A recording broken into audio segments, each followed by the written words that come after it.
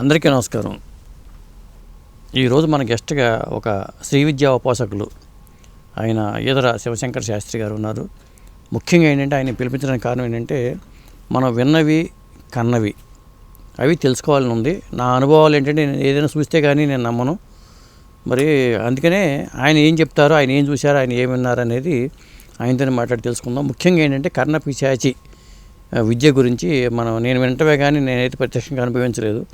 మరి శివశంకర శాస్త్రి గారు అయితే ఆ అనుభవాలు ఉన్నాయి ఆయనతో మాట్లాడదాం. నమస్కారం అండి. నమస్తే సార్. వందే గురుపద ద్వంద్వం అవాంగ్మానస గోచరం రక్తశుక్లప్రభా మిశ్రం అతర్క్యం త్రైపురం మహః ఆవంశవంశ కలశాంభుది పూర్ణచంద్రం మంత్రజ్ఞశేఖర విభుం మహనీయమూర్తిం శ్రీ బాలకృష్ణ గురుదేవ పదారవిందం సంపూజయామి అనుదినం దృఢభక్తిపుష్పై.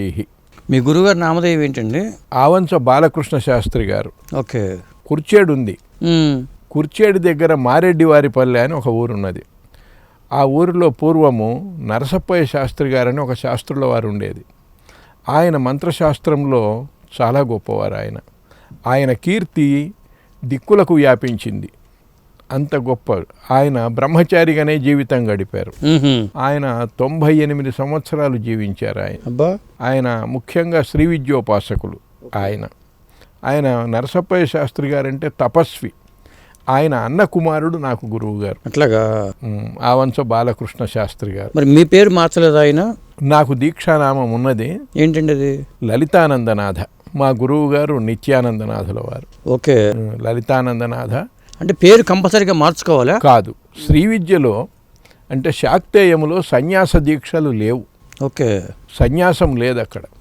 కాబట్టి ఇక్కడ దీక్షానామం మాత్రమే ఉంటుంది. ఆ దీక్షానామంతో పాటు ఈ నామం కూడా చెప్పుకుంటారు. ఇప్పుడు సంధ్యావందనంలో చిట్ట చివరన లలితానందనాథ శివశంకర శాస్త్ర శర్మ అహంభో అభివాదయ అని చెప్పుకుంటారు. అక్కడ సన్యాస దీక్ష లేదు కాబట్టి ఇక్కడ దీక్షానామమే. అంటే సన్యాస దీక్షతో సమానము కానీ గృహస్థు అని చెప్పటం అన్నమాట. మీకెందుకు అటువైపు అసలు ఆసక్తి మళ్ళింది? మా చిన్నతనం నుంచి మాకు ఇవి ఇంట్లో ఉపాసనలు అవి ఉన్నవి. దేవతార్చనలు, ఉపాసనలు. ఈ పూర్వీకులంతా మా వాళ్ళు మంత్రశాస్త్రజ్ఞులు ఉన్నారు. ఆ రకంగా దాని మీద వచ్చింది. అయితే నాకు ఉన్న విషయాల మీద పరిజ్ఞానం ఇంకా ఎక్కువ కావాలి అన్న ఉద్దేశంతో బయటికి వెళ్ళవలసి వస్తే అప్పుడు మా నాన్నగారికి తెలిసిన వ్యక్తి ఆయన ఆవంశ బాలకృష్ణ శాస్త్రి గారు. నేను వెళ్ళేటప్పటికి 84 సంవత్సరాల వయస్సు వారికి. వారు చెప్పారు, వరా నిబంధన గ్రంథాలు అవి చెప్తా కానీ చెప్పిన పాఠము మళ్ళా చెప్పను, చెప్పిన విషయాన్ని గురించి మళ్ళా అడగవద్దు అని. సరేనన్న.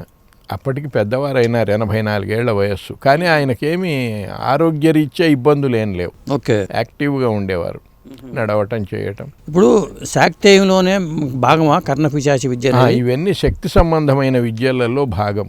ఓకే. దేవతలు ఒక లెవెల్ అనుకోండి, దాని తరువాత లెవెలు గంధర్వులు, దాని కింద లెవెలు యక్షులు, కింపురుషులు, కిన్నరులు, పిశాచులు ఇట్లా ఉన్నాయి. హనుమంతుడు లంకకు ప్రస్థానమై వెళ్ళేటప్పుడు చారణే చరితే 10 చారణులు చరించే మార్గములో వెళ్ళారు. అంటే అదొక మార్గం, ఆకాశములో ఒక లెవెల్ అది. ఆ లెవెల్లో ఆయన వెళ్ళారు. అట్లనే వీళ్ళందరూ ఒక్కొక్క జాతి ఒక్కొక్క లెవెల్లో ఉంటుంది. దక్షిణ జాతి కర్ణ పిశాచి విద్య. ఇవన్నీ పిశాచి సంబంధమైన విద్యలు ఇవి. ఓకే. కానీ ఈ పిశాచులు అంటే మామూలుగా మనం అనుకునే ఏవో పిశాచులు అట్లాంటివి కాదు. ఇవి కొన్ని శక్తి సామర్థ్యములు ఉండే పిశాచులు. ఓకే. ఈ పిశాచులు కూడా ప్రతివాడికి అవి లొంగవు. ఎందుకు లొంగాలి? వాటికి ఏమవసరం లొంగటము? ఎవరి వశమైనా కావాలి అంటే వాడు గొప్ప సాధన చేసినప్పుడు విధి లేక వాడి వశమైతే, అంతేగాని నిజంగా ఇవన్నీ జరుగుతాయి అంటారా? జరుగుతాయి. ఇవి ఉన్నాయి.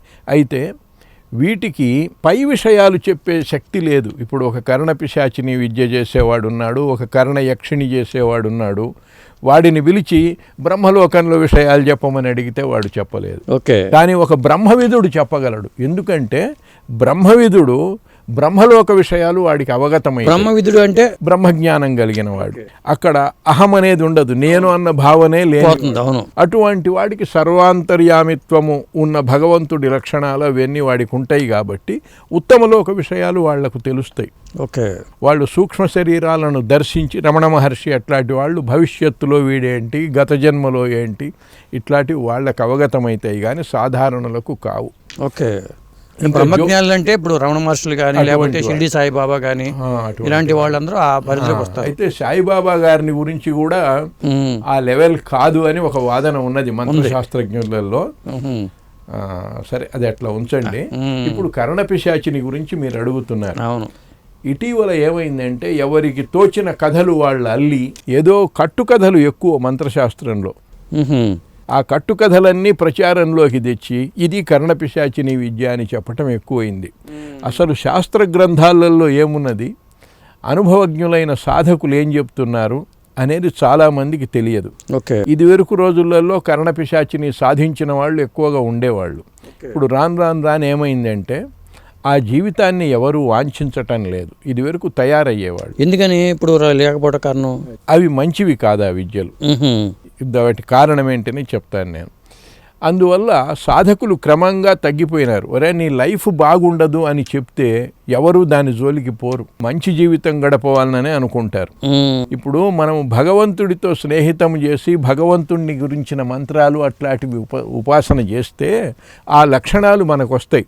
అంగన్యాస కరన్యాసాలు మనం చేసుకుంటున్నామంటే భగవంతుణ్ణి తాదాత్మ్యంగా మనం భావిస్తున్నామని.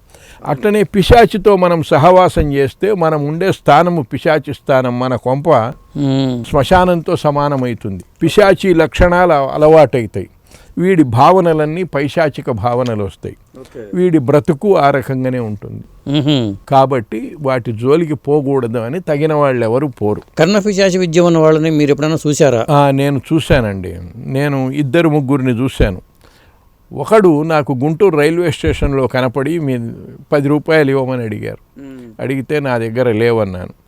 అట్లా చెప్తారేంటండి, మీ జోబులో ఒక 4 10 రూపాయల నోట్లు, ఒక 100 రూపాయల నోటు, ఇంకా కొంత చిల్లర ఉన్నదని చెప్పాడు. నాకు తెలుసు కరెక్ట్గా అంతే ఉన్నాయి నా దగ్గర. చిల్లర డబ్బులు లెక్క పెట్టలేదు. బయటికి కనిపిస్తున్నాయేమో. బయటికి కనపడు. నేను వెనక జోబులో పెట్టుకునేవాడిని. ఇప్పటికీ కూడా నా ప్రతి షర్టుకు వెనక జోబి ఉంటుంది. నాకు అలవాటు అది చిన్నప్పటి నుంచి. నేను పర్సులు గిరుసులు పెట్టుకునేవాడిని కాదు. అందువల్ల కనపడి చెప్పిన రకం కాదు. ఆయన చెప్పాడు. సరే, నాకు తెలుసు ఇది ఏదో సాధన అయి ఉంటుంది అనుకున్నాను. ఎక్కువసేపు ఏం మాట్లాడలేదు అతను శుభ్రంగా ఉన్నాడు మనిషి, బొట్టు పెట్టుకున్నాడు, నీట్గా ఉన్నాడు. ఆయన్ను చూస్తే ఏదో యాచకుడి మాదిరి కనపడాడు అతను. ఆయన ఒక్కరిని చూశాను. తర్వాత ఇంకొక అతను నా దగ్గరికి వచ్చి, మీ శరీరం మీద పుట్టుమచ్చలు ఉన్నాయి ఫలాని చోట. నాకు తెలుసు నా శరీరంలో ఎక్కడ పుట్టుమచ్చలు ఉండేది, అవి చెప్పాడు. నాకు ఇక్కడ ఒక పుట్టుమచ్చ ఉన్నది, ఇక్కడ ఒక పుట్టుమచ్చ ఉన్నది, అది అతను చెప్పాడు. కరెక్ట్ చెప్పాడు. తర్వాత మా నాయన పేరు, మా అమ్మ పేరు, మా ఇంటికి ఎన్ని వాకిళ్ళు ఉన్నది, ఇవన్నీ చెప్పాడు. వినుకొండ, ఆయన హెల్త్ డిపార్ట్మెంట్లో పనిచేశారు. వినుకొండ ఊళ్ళో, వినుకొండ దగ్గర పెద్దవరం అనే ఊరు, మాకు బంధువులు అవుతారు. ఓకే. ఇంకా వాళ్ళని గురించి ఎక్కువ చెప్పటం బాగుండదు. ఆయన లేరు, ఆయన కూతురు ఉన్నది హైదరాబాదులో. ఆయన హెల్త్ డిపార్ట్మెంట్లో ఇన్స్పెక్టర్గా పనిచేశారు. ఆయనకి కర్ణపిశాచి విద్య సాధన చేశారా, లేకపోతే ఆయనది కర్ణపిశాచిని విద్యో కాదో తెలియదు, కానీ ఇవన్నీ చెప్పేవాడు. ఇన్స్టిట్యూషన్తో చెప్పి ఉంటారేమో. ఇన్స్టిట్యూషన్ అంటాం కదా, ఇవన్నీ చెప్పేదాన్ని బట్టి చూస్తే ఆయన ఆ విద్యలు, అటువంటి విద్య ఏదో కర్ణపిశాచిని అని ఒక్కటే విద్య కాదు అవి. శ్రవణ పిశాచిని అని, కర్ణ పిశాచిని అని, కర్ణ యక్షిణి అని అనేక విద్యలు ఉన్నాయి మంత్రశాస్త్రంలో. అట్లాంటిది ఏదో ఒక విద్య అయి ఉంటుంది. ఆయన చాలా మందికి ఇవి చెప్తాడు. మీ ఇంటికి ఎన్ని తలుపులు ఉన్నాయి, ఎన్ని వాకిళ్ళు ఉన్నాయి, మీ ఇంట్లో ఇనపెట్టెలో ఎన్ని రూపాయలు ఉన్నాయి, ఇవన్నీ చెప్పేవాడు ఆయన. ఎన్ని పశువులు ఉన్నది, మీ తల్లి పేరు, తండ్రి పేరు, తాతల పేర్లు, మీకు తెలిసినవన్నీ ఆయన చెప్పేవాడు. ఇదొకటి. శ్రవణ పిశాచిని అని ఒక విద్య ఉన్నది. ఒక్కరోజే సాధన చేయాలి. అది ఒక్కరోజే, ఉదయం నుంచి సాయంత్రం వరకు సాధన చేయాలి. ఆ రోజు రాత్రి కలలో ఒక శవాన్ని భుజం మీద వేసుకొని జుట్టు విరేబోసుకొని ఉన్నట్లుగా ఒక స్త్రీ కనపడి, నేను నీకు సిద్ధించాను అని చెప్తుంది. ఆ తరువాత రోజు రాత్రిపూట కొంత మంత్రజపం ఉంటుంది. ఆ మంత్రజపం చేస్తూ ఉంటే రేపు మీ దగ్గరికి రాబోయే వాళ్ళని గురించి కలలో చెప్తూ ఉంటుంది. వాళ్ళ విషయాలు, ఏ విషయం అడిగేదానికి వస్తాడు, వాడికి ఇబ్బందులు ఏంటి, ఇది. ఓకే. జరిగిపోయినవన్నీ అవి చెప్పగలవు. జరగవలసిన వాటిని చెప్పే శక్తి వాటికి లేదు. భవిష్యత్తు చెప్పలేవు. కరణపిశాచిని వాళ్ళు కూడా చెప్పేవాళ్ళు, నా పెళ్ళి ఎప్పుడైతుంది అని అడిగారనుకోండి, మీరు అడిగిన విషయం దానికి తెలుసు. అది సూక్ష్మ రూపంలో మీ మనస్సులో ప్రవేశించి మీకు తెలిసిన విషయాలను గ్రహించి సాధకుడి చెవులో చెప్తుంటుంది. ఓకే. మీ మనస్సులో ఉన్న మాట చెప్తుంది, కానీ భవిష్యత్తు ఏం జరగబోతుందో చెప్పలేదు. అందువల్ల ఇంకా దానికి సమాధానం వీడు ఊహించి వచ్చే సంవత్సరం అవుతుంది అంటాడు. కావచ్చు, కాకపోవచ్చు, ప్రశ్న తెలుస్తుంది. అంత మటుకు కరెక్ట్. అంటే మైండ్ని హ్యాక్ చేస్తున్నాను. ఇప్పుడు మీ వస్తువు ఒకడు దొంగతనం చేశాడు అనుకోండి, దొంగతనం చేసింది ఒకడు, మీ అనుమానం ఇంకొకటి మీద ఉన్నది. మీ అనుమానం ఎవరి మీద ఉన్నదో అది దానికి తెలుసు.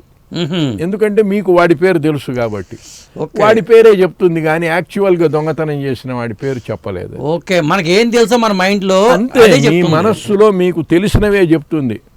ఇప్పుడు మా 7వ తరం వాడు ఎవరండి, మా 7వ తరం తండ్రి పేరు చెప్పమంటే చెప్పలేదు, మీకే తెలియదు, ఏం చెప్తుంది? అది మనకు తెలిసింది మాత్రమే చెప్పగలదు. అది ఆ విద్య కనిపిస్తుందా మనకి, లేకపోతే వినిపిస్తుందా? ఆవిడ వినపడుతుంది, కనపడవు. కొంతమంది కనిపిస్తుందని చెప్తున్నారు, అందుకని అది ఒట్టి మాటలు, కనపడవు. అవి చెవులో చెప్తూ చెవులో వినపడుతుంటుంది. మనం అడిగేది దానికి వినపడుతుంది. మనం అడుగుతాం, ఫలాని వాడి తండ్రి పేరేం, ఈయన తండ్రి పేరు ఏం పేరు అని అడిగితే అది సమాధానం చెప్తూ ఉంటుంది. మొన్న ఈ మధ్య సంవత్సరం కిందట ఒక స్వామి వచ్చాడు. వాళ్ళు కారులో వచ్చారు, జీపులో వచ్చారు, 7-8 మంది సమూహం. వాళ్ళది బెనారస్ అట. వచ్చి ఇక్కడంతా తిరిగారు, చాలా చోట్ల హైదరాబాదులో కూడా తిరిగిపోయినారు. చందానగర్లో అయ్యప్ప స్వామి గుడికి వచ్చాడు ఆయన ఒక గోచి మాత్రమే పెట్టుకున్నాడు, ఒళ్ళంతా విభూది పూసుకున్నాడు, నాగా సాధువు మాదిరి. ఆయన వచ్చిన తర్వాత వాళ్ళు అక్కడ నాకు ఫోన్ చేసి, ఇట్లా ఒక స్వామి వచ్చాడు, ఆయన సన్యాసి, ఆయనతో పాటు 7-8 మందిలు వచ్చారు, మధ్యాహ్నం మన దగ్గర భోజనానికి వచ్చారు అని నాకు కబురు చేసి, నేను కారు పంపిస్తున్నాం మీకోసము, మీరు రాండి మాట్లాడదామని. అంటే నేను వెళ్ళాను. ఆయన, మీరు ఎంతమంది అన్నదమ్ములు, మీ అక్కజెల్లెళ్ళు అన్నదమ్ములు ఎంతమంది, ఇది మాత్రమే కరెక్ట్గా చెప్తున్నాడు. ఓకే, సరే నేను పోయినాను, నన్ను గురించి పరిచయం చేశారు. హిందీలోనే మాట్లాడతాడు ఆయన. మాట్లాడితే మేము 5 మంది అన్నదమ్ములము, 2 చెల్లెళ్ళు, నాకు 2 చనిపోయినారు. మొత్తం మీరు 7 మంది అన్నదమ్ములు, 2 చెల్లెళ్ళు, 2 లేరు ఇప్పుడు అని చెప్పాడు. ఇది మాత్రం కరెక్ట్గా చెప్పాడు. ఇంకా కొంతమందికి అందరికీ కరెక్ట్గా చెప్పాడు. ఇవి తరువాత చెప్తున్నవి మాత్రం టాలీ కాలే. అది ఎందుకని అలా? మరి వాడి సాధన ఇంతవరకే, అది చెప్పేది ఇంతే, ఇంకా అంతకంటే. కాబట్టి ఈ సాధకులు ఎక్కువ చెప్పకూడదు, చెప్పలేరు, మళ్ళీ బ్యాంకులో డబ్బులు అయిపోయినట్టే. అంతే, అంతవరకే చెప్తారు. అది ఈ విషయం మాత్రమే చెప్తుంది. వాడి ప్రాక్టీస్ అంతలోనే. ఇంకా మిగతా విషయాలంతా లేనిపోని వాడు చెప్తున్నాడు.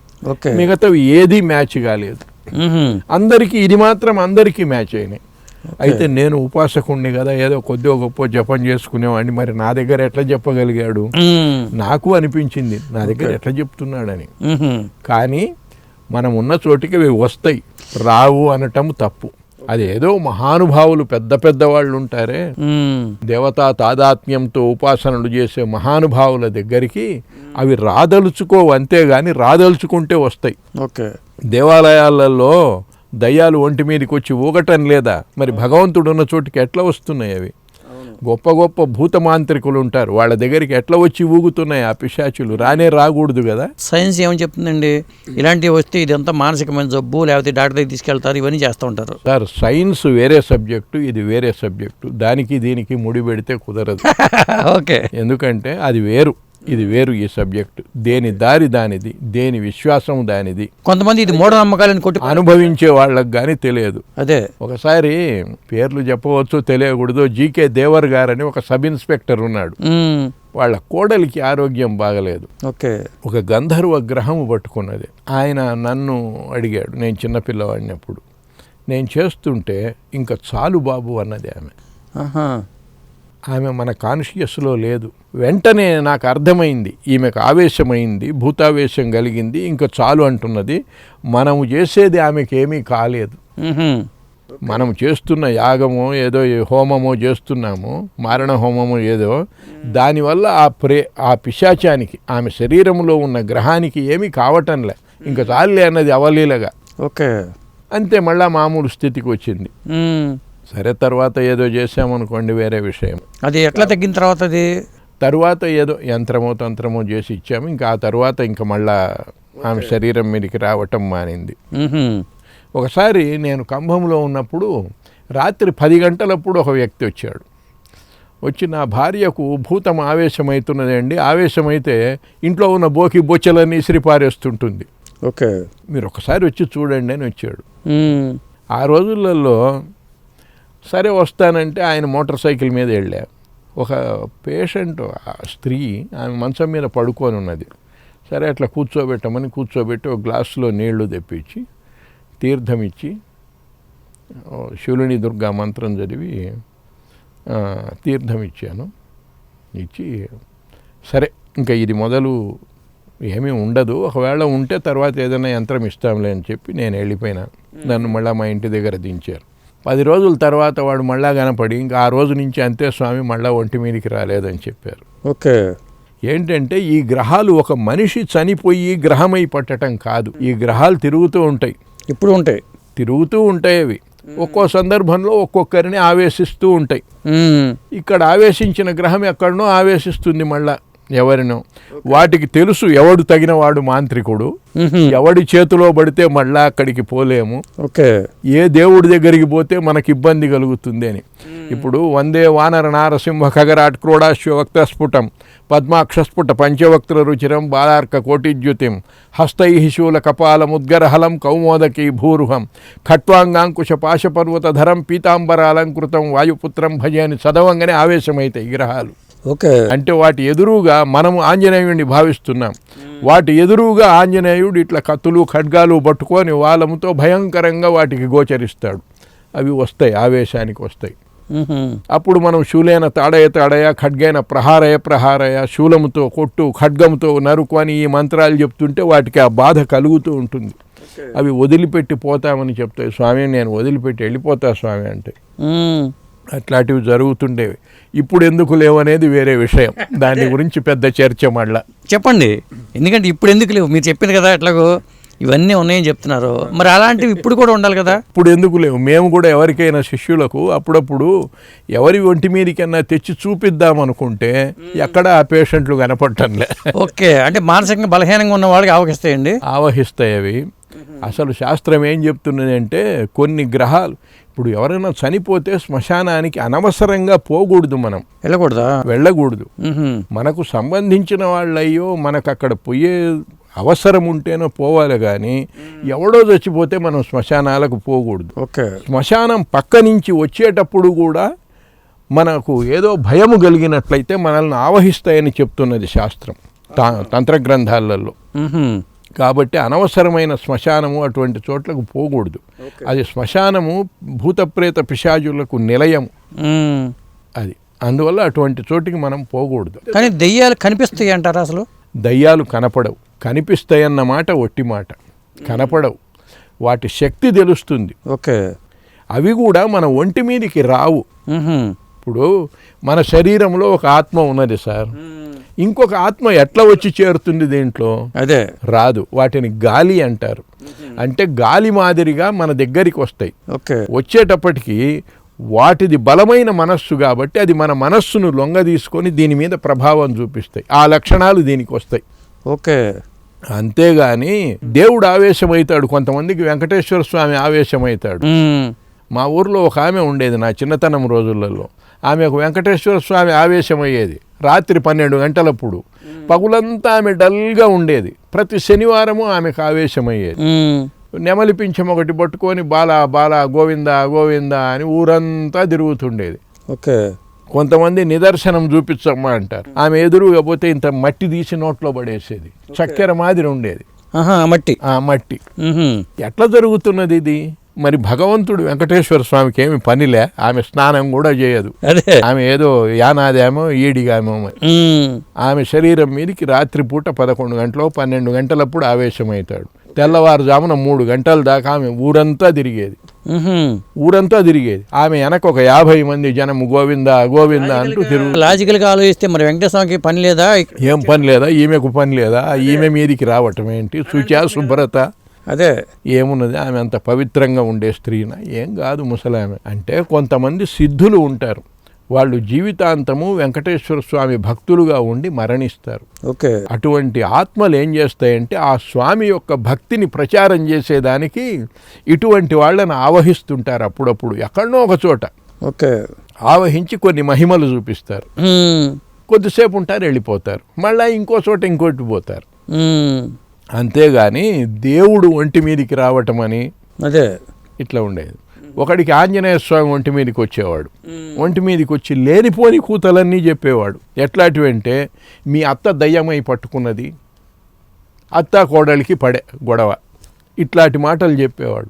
బంధువులలో కలహాలు. ఒకసారి మావాడే ఒకడు అడిగాడు, నీకు నిజంగా ఆంజనేయ స్వామి ఒంటి మీదకి వస్తే ఇదిగో ఈ గోడ ఎక్కి దూకమని. అది మొదలు ఇంకా ఆంజనేయ స్వామి రావటం పోయింది. దీంట్లో ఫేక్ గా జరిగాయి కూడా, ఫేక్ కూడా ఉంటాయి. అదే ఏదో లీలగా కొంచెం అపస్మార స్థితిలోకి రాగానే ఇంకా వాడి తెలివితేటలను ఉపయోగించి చెప్పటం మొదలు పెడితే ఫేకులు కూడా ఉన్నాయి. ఇప్పుడు కుర్తాళం పీఠాధిపతి సిద్ధేశ్వరానంద భారతీ తీర్థ స్వామి గారు ఉన్నారండి. ఆయన పేరు ప్రసాదరాయ కులపతి గారు. మరి ఆయన నేను రాధాదేవిని చూశాను అంటే ఒక వీడియో చూశాను. నేను రాధాదేవిని చూశానంటాడు, కాళికాదేవిని చూశానంటాడు, 600 సంవత్సరాల క్రిందటి విషయాలు తెలుసు అంటాడు. అదేదో మన బుద్ధికి అందని విషయాలు ఇవన్నీ. అది ఆయనకే తెలియాలి, ఆయన గొప్పవాడు. కానీ ఆయన దగ్గర కూడా ఒక చిన్న తాంత్రిక విద్య ఉన్నది. మనం ఏదన్నా ముందుగా అనుకున్నది మన కాగితం రాసి మన జోబులో పెడతాడు, ఆయనే పెడతాడు. మనం అనుకున్న విషయం దాని మీద రాసి ఉంటుంది. ఓకే. ఇది వరకు ఒక ఆయన ఉండేవాడు, కుర్చేట్లో ఉండేవాడు, ఆయన అంజయ్య గారని. ఆయన లిఖిత యక్షిణి అని ఒక యక్షిణి సాధన చేశాడు. ఓకే. అది ఇంట్లో ఇంకు సీసా ఒక కలము అక్కడ పెడతారు, ఎక్కడనో రహస్యంగా చాప కింద పేపర్ పెడతారు. ఓకే. మీరు ప్రశ్నకు పోయినారనుకోండి, మీరు అడగవలసిన విషయము ఆ లిఖిత యక్షిణి అంటారు. ఆ పెన్ను పేపర్ తీసుకొచ్చి ఈ కాగితం మీద రాసి ఉంటుంది, ఆ కాగితం మీకు ఇస్తారు. ఓకే. మరి తెల్ల కాగితం పెడితే ఎట్లా రాసి ఉంటుంది? స్పర్శయక్షిణి అని ఒక విద్య ఉన్నది. అది మనం ఎక్కడికన్నా వెళ్ళినప్పుడు ఆ విద్యా సాధకుడు ఉంటాడే, అతను చేతిలో పట్టేంత వస్తువును తగిలి వచ్చినట్లయితే తరువాత ఆ వస్తువు తన దగ్గరికి వస్తుంది. కానీ అది చిన్న వస్తువుగా ఉండాలి, చేతిలో పట్టేంతగానే ఉండాలి, పెద్ద పెద్దవి కాదు. ఓకే. అక్కడికి పోయి మీ ఇంటికి వచ్చి ఏదన్నా ఒక వస్తువును తగిలి ఆ మంత్రం చెప్పి అక్కడ వచ్చామనుకోండి, తర్వాత వీడి చేతికి వస్తుంది. తర్వాత మన సంచిలో ఏవైనా వస్తువులు ఉన్నాయి, వాటిని తగిలి ఆ సంచిలో వదిలేస్తే మనం రమ్మన్నప్పుడు మళ్ళీ మన చేతిలోకి వస్తుంది, అక్కడ బయట పెడతారు. పూర్వం విప్ర వినోదులు అనేది ఉండేది, వాళ్ళని విప్ర వినోదులు అంటారు. వాళ్ళు బ్రాహ్మణ ఇండ్ల దగ్గరికి వచ్చి యాచన చేసేవాళ్ళు. విప్ర వినోదులు, విప్రులకు వినోదాన్ని కలిగించేవాళ్ళు. వాళ్ళు దేవతార్చన విగ్రహాలన్నీ పేర్చేది కింద, అక్కడ మంత్రాలు చదివి దేవతార్చన చేసి వేడివేడి పులిహోరలు నైవేద్యం పెట్టేది. అన్నీ వస్తాయి అట్లా. అవి ఒక విద్య. అవి ప్రసాదాలు పెడతారు మళ్ళా, అంతే. ఇంతెందుకు, మీకు పాల్ బ్రింటన్ ఒక విషయం రాశాడు ఇటువంటి విద్యలను గురించి, చాలా విషయాలు రాశాడులేండి దాంట్లో, ఇవి ఉన్నాయి అని. ఇటీవల మన భారతదేశంలో. ఏం పుస్తకం ఏంటి అది? పాల్ బ్రింటన్ రాసింది. బుక్ పేరు ఏంటి? బుక్ పేరు ఇంగ్లీష్లో ఏదో ఉంది సార్, నేను తర్వాత చెప్తా. తెలుగులో కూడా ట్రాన్స్లేట్ అయింది, పాల్ బ్రింటన్ అని కొడితే మీకు వస్తుంది. ఓకే. ఆయన భారతదేశంలో నా అనుభవాలంటూ రాశాడు.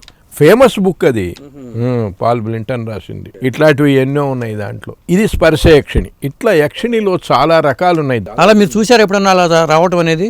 నేను అట్లా చూడలేదు. ఆ విప్ర వినోదులు కూడా ఆ జాతి నశించిపోయింది, ఇప్పుడు ఎవరు అవి చెయ్యటం లేదు. ఇది వాళ్ళు బ్రాహ్మణ ఇళ్ళకి వచ్చి దేవతార్చన పేర్చి విగ్రహాలన్నీ పెట్టి నైవేద్యాలు చేసి మంత్ర సాధన చేసే వాళ్ళకి పళ్ళు ఉండాలి, పళ్ళు లేకపోతే మంత్రం ఫలించదు అంటారు. అదేమి లేదు. అదేం లేదు. ఉచ్చారణ బాగుంటే చాలు. ఇప్పుడు నాకు కూడా లేవు, ఉచ్చారణ బాగుంటే చాలు, అంతేగాని అన్ని పళ్ళు ఉండాలని అదేమి లేదు. ఉచ్చారణ ప్రధానం. మంత్రానికి ఏంటంటే ఉచ్చారణ ముఖ్యము కాదు. వాక్కు స్పష్టంగా ఉండాలి, తప్పులు బలకకుండా ఉండాలి, అంతవరకే. గాని ఇవంతా లేనిపోయి మీరు ఈ పాల్ బ్రంటన్ బుక్స్ ఇవి చెప్తున్నారు, మీరు ఏం చదువుకున్నారు అసలు ఏం చెప్పండి ఒకసారి. ఎక్కడ జాబ్ చేశారు? నేను పేపర్ ఇండస్ట్రీస్లో జాబ్ చేశా సార్.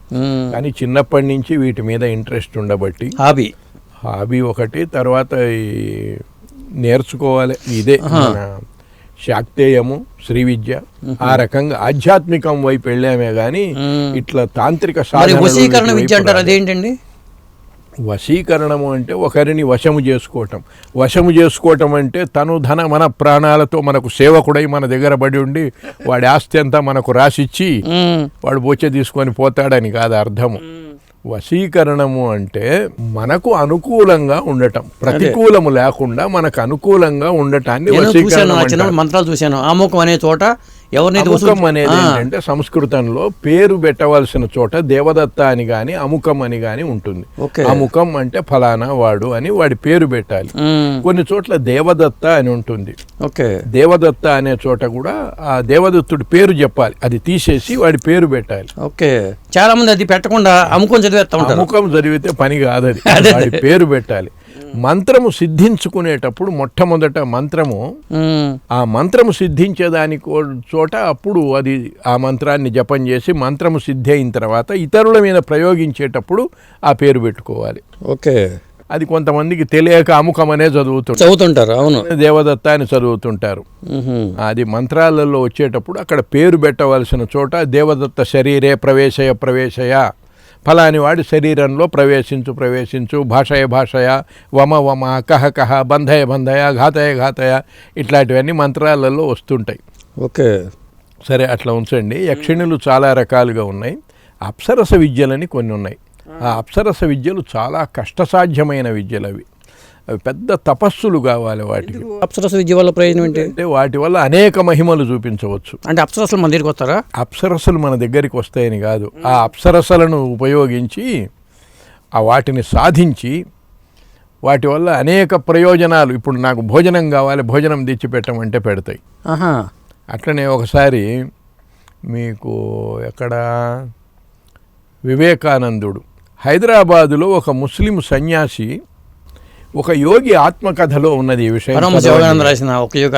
వివేకానందుడిది కాదులేండి, అది ఆయన యోగి, ఈయన బాబాజీది లాహిరి మహర్షి గురించి, ఆయన శిష్యుడు యోగానంద. దాంట్లో ఒక కథ ఉన్నది, చదవండి. హైదరాబాదులో ఆ సీజన్ కానెప్పుడు పళ్ళు సృష్టించాడు. ఆ సీజన్లో వచ్చే పళ్ళను ఆయన భోజనం పెట్టమంటే అందరికీ భోజనాలు పెట్టాడు. భోజనం అయిపోయిన తర్వాత కంచాలన్నీ శుభ్రం చేశారు. కంచాలన్నీ పేరుస్తున్న శబ్దాలు వినపడుతున్నాయి. అట్లా కొన్ని యక్షిణులు, ఇటువంటి అప్సరసలు యక్షిణులు ఇటువంటి పనులు చేస్తుంటాయి. అవి అయితే వాటిని సాధించటం కష్టం, దాదాపుగా తపస్సు చేయటం. పుట్టపర్తి సాయిబాబాది కూడా చాలా మంది అటువంటి అప్సరస విద్యా సాధకుడనే అంటారు. ఈ యక్షిణులు కాదు, విభూతి వచ్చేస్తా ఉంటాయి, లేకపోతే వస్తువులు వస్తూ ఉంటాయి. అదేదో మ్యాజిక్ ట్రిక్స్ అనుకుంటారు. కొన్ని అన్ని మ్యాజిక్ ట్రిక్స్ కాదు, కొన్ని మాత్రము ఇటువంటి మహత్యాలే. ముమ్మిడివరం బాలయ్య గారిని కలిసారా మీరు? నాకు తెలియదు సార్, వెళ్ళలేదు, వినటమే కానీ. ఆయన పుట్టపర్తి సాయిబాబా గారిని మాత్రం వెళ్ళుంటారు. సాయిబాబా గారిది తెలుసు. ఆయన గురించి కూడా ఈ సాధన అని వినటమే కానీ అది ఎంతవరకు నిజమో కాదో మనం ఆయన మీద పాజిటివ్గా చెప్పేవాళ్ళు కొంతమంది ఉంటారు, నెగిటివ్గా చెప్పేవాళ్ళు కొంతమంది. ఇటువంటి సాధనలు కూడా అయి ఉండవచ్చు. అప్సరస విద్యా సాధకుడు అనేది మాత్రం కొంతమంది మంత్రశాస్త్రజ్ఞులు పెద్దవాళ్ళు ఆ అభిప్రాయాన్ని వెలిబుచ్చారు. ఆయన చిన్నమస్తానే అంటారు. అదేంటి చిన్నమస్త దేవత సార్, చిన్నమస్త దేవత, అమ్మవారి రూపాలలో ఒకటి. చిన్న మస్త అంటే తలకాయ లేకపోవటం, తల తెగిన దేవత. అదే మన రాజమౌళి గారు చూపించారు మొన్న. చిన్నమస్త దశమహావిద్యలలో చిన్నమస్త ఒక విద్య. ఇది యాక్చువల్గా బౌద్ధుల నుంచి మనకు వచ్చింది. బౌద్ధ మతము దెబ్బతిన్న కాలంలో ఆ బౌద్ధులందరూ శాక్తేయంలోకి వచ్చినప్పుడు ఇవి తారా ఒకటి, ఈ చిన్నమస్త ఒకటి మనకు బౌద్ధుల నుంచి వచ్చిన విద్యలు. ఇవి వచ్చి దశమహావిద్యలలో 2 అయినాయి. తార కూడా అంతే, నీల తార, నీల సరస్వతి, ఏకజట, ఇవన్నీ తారా రూపాలు. చిన్నమస్త, తరువాత వజ్ర వైరోచని, రేణుక, ఇవన్నీ ఒక విద్యలు. చిన్నమస్త అనేది పరశురాముడిని తండ్రి జమదగ్ని తల నరకమంటాడు, తల్లి తరను. అవును, నరికినప్పుడు ఆ తల పడిపోతుంది కింద. ఆయన సంతోషపడి నేను చెప్పిన పని చేశావు, నీకేం వరం కావాలంటే తల్లిని బ్రతికించమంటాడు. ఆ బ్రతికించమన్నప్పుడు ఆ శవము పోయి ఆ తలని ఇట్లా పట్టుకొచ్చింది, ఆ డెడ్ బాడీ లేచి. అది చిన్నమస్తా రూపం అప్పుడు. ఓకే, అదే ఏకవీర. ఆహా, ఆ రూపమే రేణుక, ఎల్లమ్మ అంటాం. ఓకే, రేణుక ఎల్లమ్మ. ఆ రూపమే, ఆ తల పట్టుకొచ్చినప్పటి రూపము చిన్నమస్త. అప్పుడు జమదగ్నికి అర్థమైంది, ఈ రేణుక ఆత్మ కాదు ఇందులో వచ్చింది, రేణుక ప్రాణములు కాదివి, ఇందులో ఒక శక్తి వచ్చి చేరింది అని తెలుసుకున్నాడు. అందువల్ల రేణుకా మంత్రానికి జమదగ్ని ఋషి అప్పటి నుంచి ఆమెను భార్యగా ఆయన చూడలేదు, ఒక శక్తిగా చూచాడు, ఆమెను ఆరాధించాడు. ఆ రేణుకా మంత్రానికి జమదగ్ని ఋషి. అట్లనే పరశురాముడు కూడా ఆరాధకుడు. భర్త ఎట్ల ఋషి అయినాడు అంటే అంతే. అయితే ఇప్పుడు కర్ణపిశాచిని విద్య ఒకటి ఉన్నది, మంత్ర రత్నాకరంలో చెప్పబడి ఉన్నది. ఆ విద్యకు ఋషి పిప్పలాదుడు. పిప్పలాదుడు అనే ఋషి ఆ విద్యను దర్శించినవాడు. ఆయన అక్కడ కర్ణపిశాచిని రూపాన్ని వర్ణించాడు, ఆమె ఎట్లా ఉండేది. మరి ఋషి కదా, ఋషి దగ్గరికి ఎట్లా వచ్చింది ఆమె, ఎట్లా ఆయన దాన్ని ఉపాసించాడు, ఎట్లా దర్శించాడంటే ఋషుల దగ్గరికి కూడా వస్తాయి. గొప్పవాళ్ళు కూడా ఈ కర్ణపిశాచిని చెయ్యవచ్చు, సాధించుకోవచ్చు. కానీ ఆ సాధించుకునేటప్పుడు కొన్ని రకాలైన విద్యలకు మాత్రము ఈ విద్యలు ఉంటే మేము రాము అని చెప్తాయి అవి. ఆ చెప్పినప్పుడు ఆ విద్యలను వదిలేయాలి. ఒక బ్రాహ్మణుడు ఉండేవాడు, ఆయన వాళ్ళ పెరటులో ఒక వేప చెట్టు కింద కూర్చొని జపం చేసుకుంటున్నాడు. పశువుల కాపరి ఆవులను తోలుకొని వచ్చి ఆవులను కట్టేసి అక్కడ కూర్చుంటే అమ్మగారు 4 వడలు పెట్టారు. ఆ వడలు తిన్న తర్వాత అమ్మ ఇంకా 2 వడలు ఇవ్వమన్నాడు. అని అంటే లేదురా ఇన్నే చేశాను ఇంక అయిపోయినాయి అన్నది. ఏంటమ్మా అట్లంటావు, అయ్యగారు 6 వడలు తిన్నారు, నువ్వు 4 తిన్నావు, నాకు 2 ఇచ్చావు, ఇంకా 4 వడలు ఉన్నాయి ఇంట్లో అని చెప్తాడు. ఆయన జపం సంధ్యావందనం చేసుకుంటూ వింటున్నాడు. స్వాముల వారు అయ్యగారు భార్యను పిలిచాడు.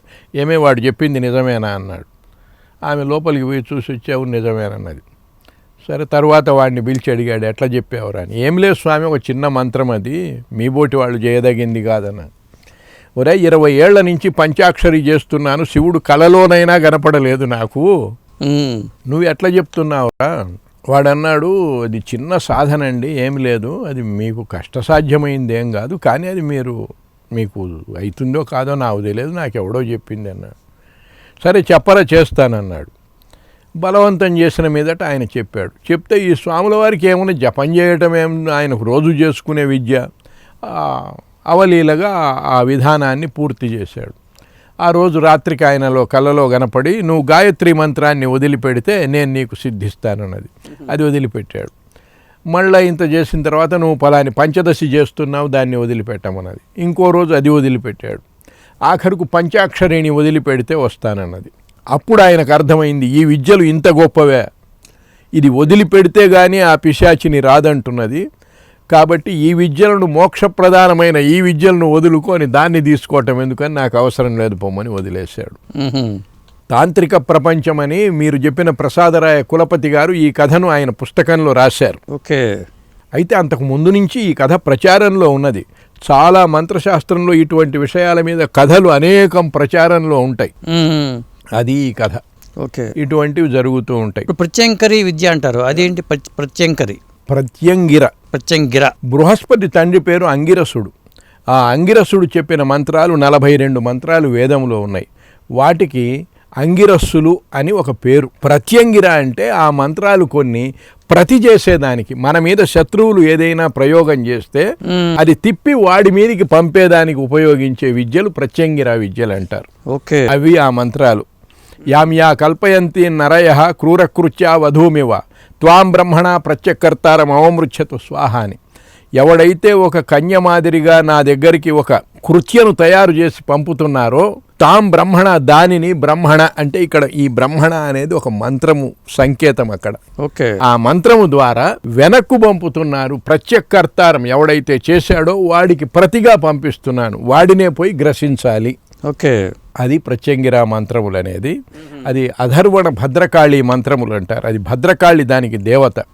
అధర్వణ వేదములో చెప్పబడిన మంత్రాలు కాబట్టి అధర్వణ భద్రకాళి అంటారు. ఆ ప్రత్యంగిర మంత్రములు అవి. దాంట్లో ఇతర మంత్రములు సంయోగం చేసి కూడా చేస్తుంటారు. అది ప్రత్యంగిర విషయం.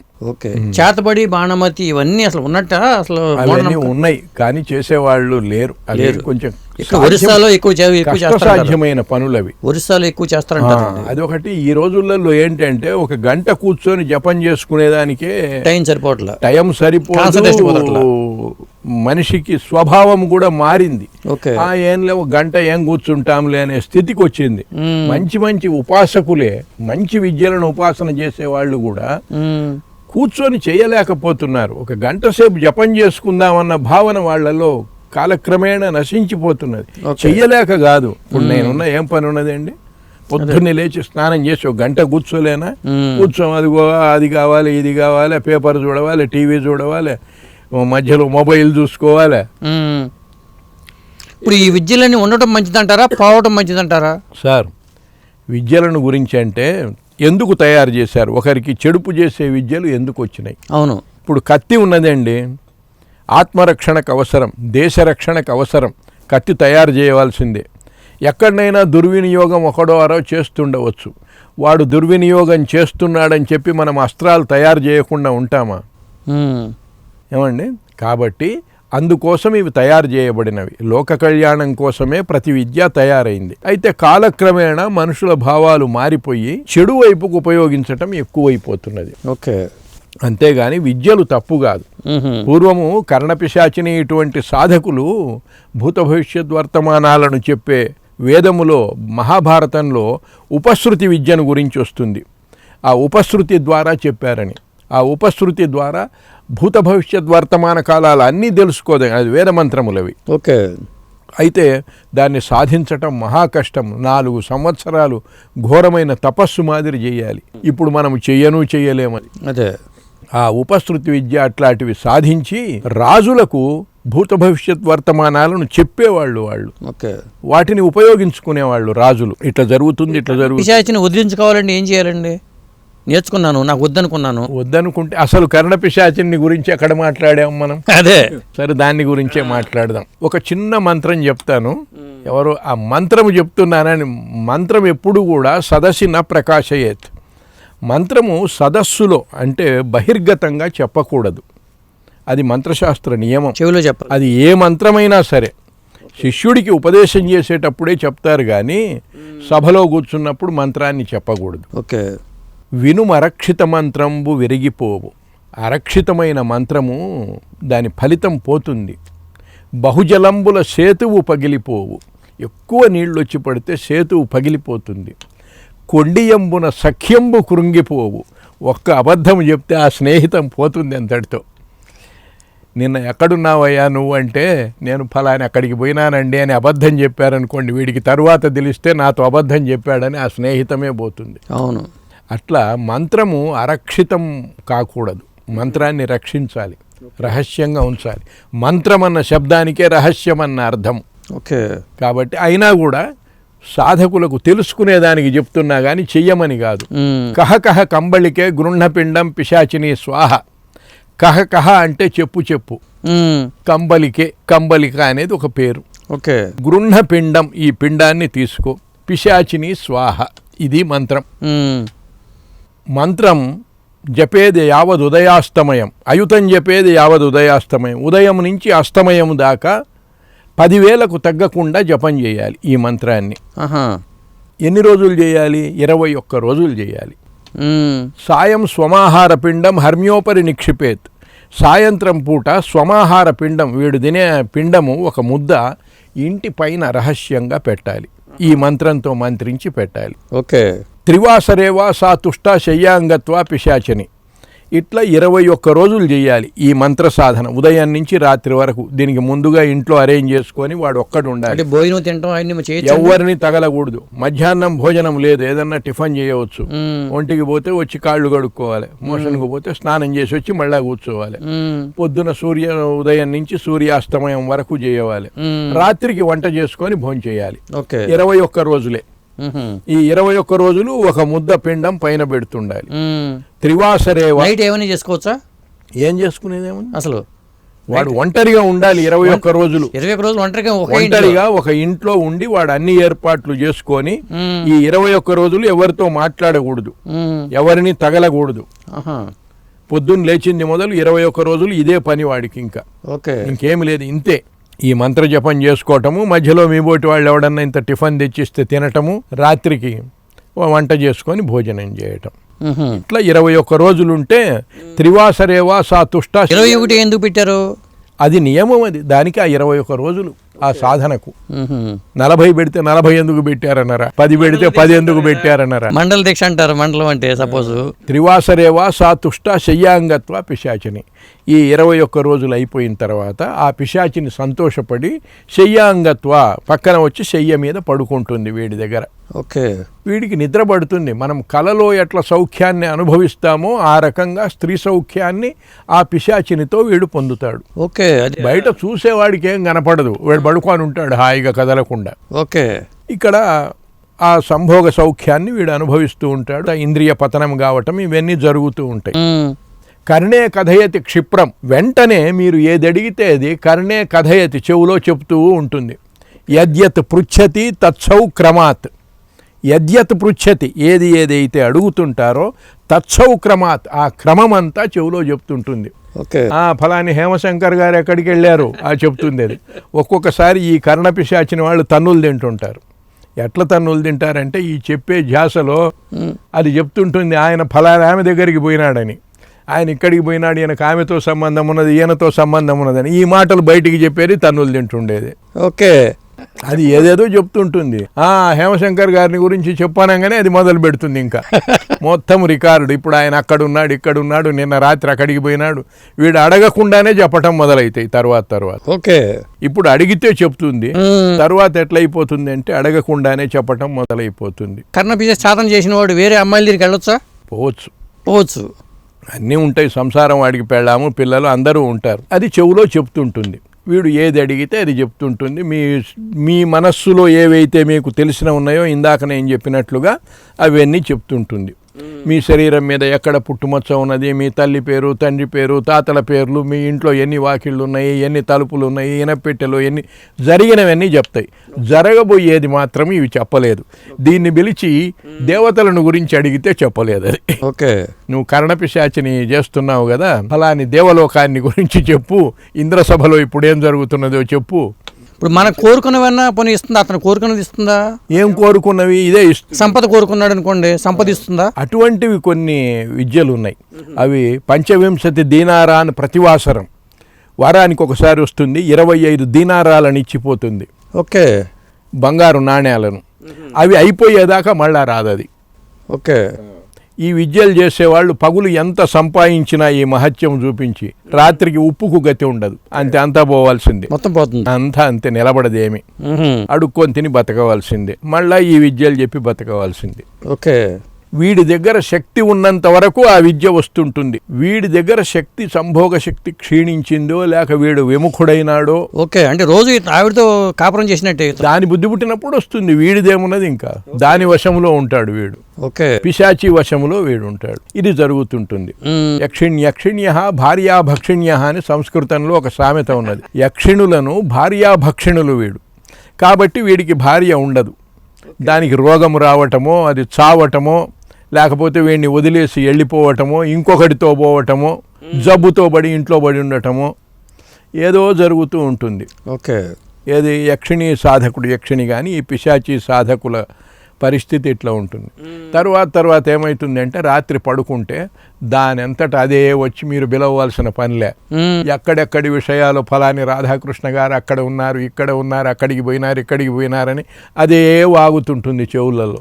నువ్వు వద్దు పోవే, చెప్పవద్దు, నాకు అవసరం లేదన్నా కూడా ఎక్కడెక్కడి లోకంలో వార్తలన్నీ తెచ్చి వాగుతుంటుంది. రాత్రి నిద్ర పట్టగా మందు దాగేది, పడుకునేది. మత్తుగా పడి ఉంటారు. ఇది పగులు అడుక్కునేది వాళ్ళ ప్రతాపం చూపిస్తారు. ఒక 10 సంవత్సరాలు 12 ఏళ్ల పాటు వీడి ఉజ్వలంగా వెలుగుతుంది వీడి యోగము. ఏది అడిగినా చెప్తాడు ఆయన అని. వాడు చెప్పే ఒకటి జరుగుతాయో జరగవో మనం చెప్పలేం. అది వాడు ఊహించి చెప్పే మాటలే.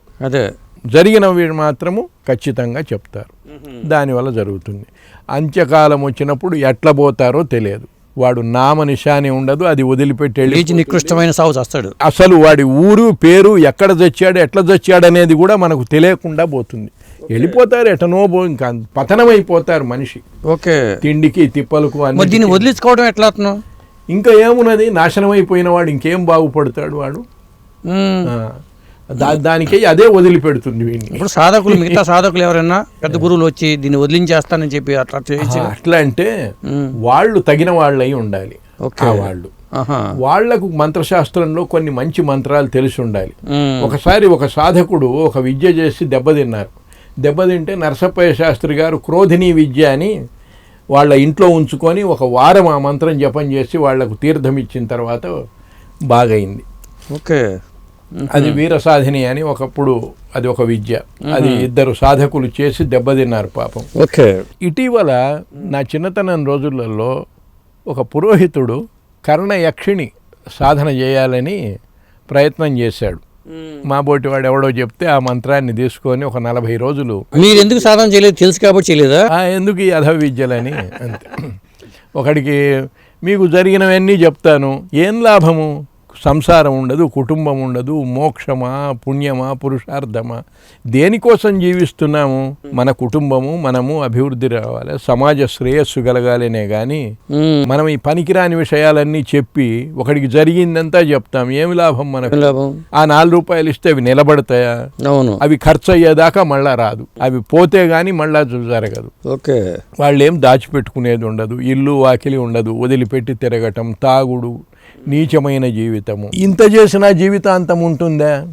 ఉండదు. 10-12 ఏళ్ల తర్వాత పోతుంది. ఇది వరకు గుంటూరులో చతుర్భుజ దాస్ అని ఒకడు ఇట్లాంటి మహత్యాలన్నీ చూపించి ఆఖరికి ఎట్లనో పోయినాడు. అట్లనే సర్వజోడం అనే అతను, ఒరిస్సా అతను, ఆయన భ్రష్టు పట్టిపోయినాడు. ఓకే, ప్రసాదరాయ కులపతి గారు నాకు బాగా తెలుసు, అందువల్ల ఆయన రాశాడు కూడా ఈ విషయాలు. అవును, ప్రసాదరాయ కులపతి గారు మా గురువు గారి కుమారుడు, ఇద్దరు ఒక కాలేజీలో పనిచేసేవాళ్ళు గుంటూరులో. ఆ రకంగా నాకు ప్రసాదరాయ కులపతి గారు పరిచయం ఆ రోజులలో. ఇట్లాంటి విషయాలు మాట్లాడుతుండేది. నాకంటే చాలా పెద్దవారు ఆయన చెప్తుండేది, మేము వింటుండేది, ఏదన్నా అడిగితే చెప్తుండేవాడు. సరే, అది వేరే విషయం అనుకోండి. ఇప్పుడు దెయ్యాలు ఎందుకు లేవండి? అప్పుడున్న దెయ్యాలు మరి ఇప్పుడు మనుషులే దెయ్యాలా కనబడుతున్నారు. ఇప్పుడు తల్లిదండ్రులు కలిసి ఆత్మను సృష్టించలేరు. తల్లిదండ్రులు సంభోగం వల్ల ఆత్మను సృష్టించలేరు. గర్భము కలగవచ్చు. ఆ కలిగిన గర్భములో ఒక ఆత్మ వచ్చి ప్రవేశించినట్లయితే పిండమవుతుంది, అది అభివృద్ధి పొందుతుంది. అంతేగాని ఆత్మలను మాత్రము తల్లిదండ్రులు సృష్టించలేరు. అంతే కదా సార్. దశరథుడు 65,000 సంవత్సరాలు పరిపాలన చేశాడు. ఆయనకు 3 భార్యలు. పిల్లలు ఎందుకు లేరు? సంభోగ క్రియ జరగలేదా? జరుగుతున్నది, కానీ దాంట్లో ఏ ఆత్మ ప్రవిష్టము కాలేదు. అందువల్ల సంతానం కలగలేదు. ఆఖరుకు ఏదో యాగం, పుత్రకామేష్టి యాగము చేసి ఆ మంత్రశక్తుల ద్వారా ఒక పవిత్ర ఆత్మను తీసుకొని వచ్చి పాయసము ద్వారా వీళ్ళ శరీరాలలో ప్రవేశించబెట్టడం వల్ల గర్భం కలిగి పిల్లలు కలగటం జరిగింది. కాబట్టి ఆత్మలు ప్రవేశిస్తే గాని ఇది కాదు. ఆత్మ ప్రవేశించాలి అంటే ఆ బయట ఉన్న ఆత్మ ఏ ఆత్మ అయితే ఉన్నదో ఆ ఆత్మకు తగిన శరీరం దొరకాలి. ఓకే, ధర్మాత్ములైన ఆత్మ ఉన్నది అనుకోండి ఒకటిది. ఆ ఆత్మ రావాలి అంటే ఇక్కడ ధార్మికమైన ప్రవృత్తి కలిగిన శరీరం ఏర్పడాలి. ఆ శరీరం ఏర్పడేదానికి అవకాశాన్ని సృష్టించగలగాలి. అంటే తల్లిదండ్రులు పవిత్రంగా కామవాంఛతో కాకుండా సంతానం కలగాలి అన్న ఉద్దేశంతో సంభోగం చేస్తే అందులో ఒక పవిత్రమైన ఆత్మ వచ్చి చేరితే మంచి మనిషి పుడతాడు. ఈ రోజులలో అవన్నీ పోయినాయి కాబట్టి చెడ్డ ఆత్మలన్నీ వచ్చి చేరి మనుషులుగా దయ్యాలే ఈ రకంగా పుడుతున్నారు. దుర్మార్గమైన ఆత్మలన్నీ. మంచి ఆత్మలన్నీ వాటికి తగిన స్థావరము దొరకక నిలబడిపోయినాయి. ఓకే, అందువల్ల ఈ రోజులలో దయ్యాలు లేవు. దయ్యాల గుణాలతో మనుషులే పుడుతున్నారు. అందువల్ల దయ్యాలు ఈ రోజుల్లో కనపడవు, మీరు వెతికినా కూడా. ఇప్పుడు మంత్రబద్ధంగా లేదా శాస్త్రబద్ధంగా వివాహం చేసుకునే వాళ్ళకి చక్కగా పిల్లలు మంచి శాస్త్రబద్ధము, వాళ్ళ పవిత్రమైన జీవితము పవిత్రమైన చేయాలి. ఇప్పుడు హరిశ్చంద్రుణ్ణి ఆయన పెళ్లి చేసుకోమంటాడు. అరయను వంశము నిల్పనే కదా వివాహము, అట్టి వైవాహిక స్ఫురణం ఇప్పటికెన్నండో జరిగే, సత్పుత్రుండు పుట్టే వయఃపరిపాకము తప్పుచున్నయది. ఇంక నేల నా మెడకు జుట్టెదవు అంటాడు. ఇంకెందుకు నాకు పెళ్ళి అని. ఆ ధర్మములన్నీ పోయినాయి. అప్పుడు వంశము నిలబెట్టేదానికోసం సంతానం అన్న భావన ఉన్నది. అవును. ఇప్పుడు సంతానము కూడా కాదు, సౌఖ్యము కోసం సంభోగాలు. అవును. ఇవన్నీ మార్పులు వచ్చినాయి. అందువల్ల ఉన్నత పవిత్ర ఆత్మలు రావటం లేదు, అవి నిలబడిపోయినాయి. వివేకానందుడు చచ్చిపోయి ఎంతకాలం అయిందండి, మళ్ళా ఎందుకు అటువంటి వాడు పుట్టలేదు? పుట్టేదానికి వీలే లేదు. అదే తగిన శరీరము, అది ప్రవిష్టం అయ్యేదానికి అనుకూలమైన పిండము స్థలము కావాలి కదా. అది వచ్చేదాకా మరి చాలా మందికి పిల్లలు పుట్టకుండా లేట్ అవుతుంది. కారణం ఏంటండి? అనేక కారణాలు ఉంటాయి దానికి, అనేక కారణాలు. పిల్లలు కలగటం లేట్ అయ్యేదానికి అనేక కారణాలు ఉన్నాయి. ఒకసారి దిలీప చక్రవర్తికి సంతానం కలగలేదు. ఆయన వశిష్ఠుడు వాళ్లకు కులగురువు, కానీ ఎప్పుడు అడగవచ్చు కదా, ఎప్పుడూ అడగలే. చాలా కాలం తరువాత చూశాడు సంతానం కలుగుతుందని, ఇంకా కలగలే. అప్పుడు ఆయన వశిష్ఠుడిని అడిగాడు, నాకు సంతానం కలగటం లేదు, ఏమి కారణమని. ఆయన దివ్య దృష్టితో చూసి, అయ్యా నువ్వు ఒకసారి స్వర్గాన్ని నుంచి వస్తున్నావు, వచ్చేటప్పుడు దారిలో ఒక వైపున, దారిలో కూడా కాదు దారికి పక్కన ఒక వైపున కామధేనువు యొక్క సంతానంలోదైన నందిని ధేనువు పడుకొని ఉన్నది. ఆ ధేనువును చూచి నువ్వు నమస్కారం చేయకుండా అవజ్ఞత అంటే చులకన చేసి వచ్చేసావు. ఆ దోషం వల్ల నీకు సంతానం కలగటం లేదు. అందువల్ల ఆ కామధేనువు సంతతే ఇప్పుడు నా దగ్గర ఉన్న ఆవు. ఈ ఆవుకు నువ్వు 40 రోజుల పాటు నువ్వు ఈ ఆవును సేవించినట్లయితే నీకు సంతానం కలుగుతుందని చెప్పాడు. ఆ తర్వాత ఆయన ఆ ఆవును భార్యాభర్తలు ఇద్దరు సేవించటం, వాళ్లకు రఘుమహారాజు పుట్టటం, ఈ కథ ఉన్నది మనకు. ఈ కథ ఎందుకు చెప్పారు, ఏమిటి సారాంశం అంటే, మనకు మన దృష్టిలో పెద్దవాళ్ళు కనపడ్డప్పుడు వాళ్లకు నమస్కారం చేయాలి. మనం అవజ్ఞత చులకన చేయకూడదు. గొప్పవాళ్ళు కనపడ్డారు, ఆవు కనపడ్డది, ప్రణామం చేయాలి. ఒక దేవాలయం కనపడ్డది, ధ్వజాన్ని చూసి నమస్కారం చేయాలి. ఓ గురువులు కనపడ్డారు, నమస్కారం చేయాలి. ఇట్లా అవజ్ఞత చులకనదనము చేయకూడదు. పెద్దవాళ్లను వాళ్ళ ఆశీర్వచనం పొందాలి. దేవుడు, దైవము, పెద్దలు, ధర్మమైన మార్గంలో సంచరించాలి మనం. అవన్నీ పోయినాయి. ఆ రోజులలోనంటే వశిష్ఠుడు ఉండబట్టి దివ్య దృష్టితో చూసి ఇది నాయన లోపం అని చెప్పాడు. ఈ రోజులలో ఏ వశిష్ఠుడు ఉన్నాడు చెప్పేదానికి? అందువల్ల సరైన రీజన్ కూడా మనకు తెలియటం లేదు. ఇంకా జ్యోతిషం ఎట్లా తయారైంది అంటే పునర్జన్మను గురించి కూడా చెప్తున్నారు. ఈ జన్మలో దానికే గతి లేదు, ఇది అవుతుంది అంటే అది కావటంలే. మీరు జ్యోతిష్ శాస్త్రాన్ని అధ్యయనం చేశారా? కొద్దిపాటి పరిచయమే, అధ్యయనాలు ఏవీ లేవులేండి రోజులలో. శాస్త్రం ఆచార్యు సన్నిధి చదువడే అని, తెగువ మీరి జ్ఞాతివైరంబు సాధింపడే అని, యుద్ధబోధంబు మరి సంగ్రహింపడే అని అన్నాడు. శాస్త్రము ఆచార్యుల దగ్గర చదవాలి, అంతేగాని పుస్తకాలు చూసి కాదు. ఈ రోజులలో 90% పుస్తకాలు చూసే, ఆచార్యుల దగ్గర చదవటం ఎప్పుడో పోయింది. అవును, ఆచార్యులు లేరు, చదువు చెప్పటము లేదు. అందువల్ల అభ్యసనం అనేది అదే ఇంత సరైన పదం కాదేమో. ఇప్పుడు మీరు మంత్ర సాధన వీటి చేశారు కాబట్టి పిల్లలు పుట్టిన వాళ్ళ కోసం పరిహార మార్గాలుగా మీరేం చెప్తారండి? పిల్లలు పుట్టని వాళ్ళకి ఏంటంటే సార్, ఎక్కువ రాహు సంబంధమైన దోషాలు, సుబ్రహ్మణ్య దోషాలు ఎక్కువగా ఉంటున్నాయి. అది ఒకటి ముఖ్యమైన కారణం. అది ఒకటి మెయిన్. పితృశాపాదుల వల్ల అంటే ఈరోజు తద్దినాలు పెట్టటము, పితృదేవతలను, ఇది పోయింది. పాండురంగ మహత్యంలో అసలు కాకులు రావట్లేదని పిండం పెడుతుంటే లేవు, కాకులు రావటం కాదు, ఏ పక్షి జాతి అంతా నశించిపోతున్నది. చెట్లు పోయినాయి, గూళ్ళు పెట్టుకునే చోట్లు లేవు. అది పక్షి జాతి నశించిపోతుందంటే మనం ప్రమాదంలో ఉన్నాం అంతే. మరి ఇప్పుడు వాటికి గుడ్లు పెట్టుకునే చోటు ఉండాలి కదండి. చెట్లే పోతుంటే ఇంకెక్కడ ఉంటాయి? ఇప్పుడు మనుషుల పరిస్థితి కూడా అలాగే అయిందిగా. అంతే, ఇవాళ పక్షులకి జరిగింది, రేపు మనుషుల పరిస్థితి అదేనేమో. నింగి కొలము నేలకు, నేల కొలము నింగికి వచ్చేట్లుగా భార్యాభర్తలు భగవంతులను పూజ చేశారు. నింగి కొలము నేలకు, ఆకాశంలో ఉండే కులము నేలకు దిగేట్లుగా చేశారు. అంటే దేవతలను భూమి మీదకి వచ్చేట్లుగా పూజలు, పునస్కారాలు, ధర్మ యాగాది క్రతువులు అన్నీ చేశారు సంతానం కోసం.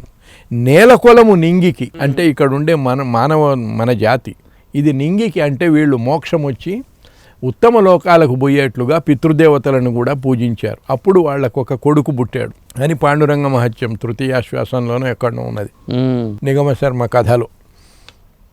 మనం పితృదేవతలను గుర్తు తెచ్చుకోవటమే లేదు. కనీసం వాళ్ళు చనిపోయిన రోజు దేవుడు జరిగండి, ఇది పోయింది. కనీసం పోయిన వాళ్ళ అనుగ్రహం అన్నా ఉన్నది అంటే అది లేదు. ఇంకా మరి ఎట్లా ఇవన్నీ అవుతాయి?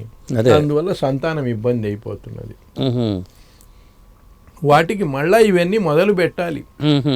పితృకార్యాలు చేయటము, కర్మాలు ఇవన్నీ చేయటము, తల్లిదండ్రులని చక్కగా గౌరవంగా చూడటము ఇవి అవసరం. ఇవి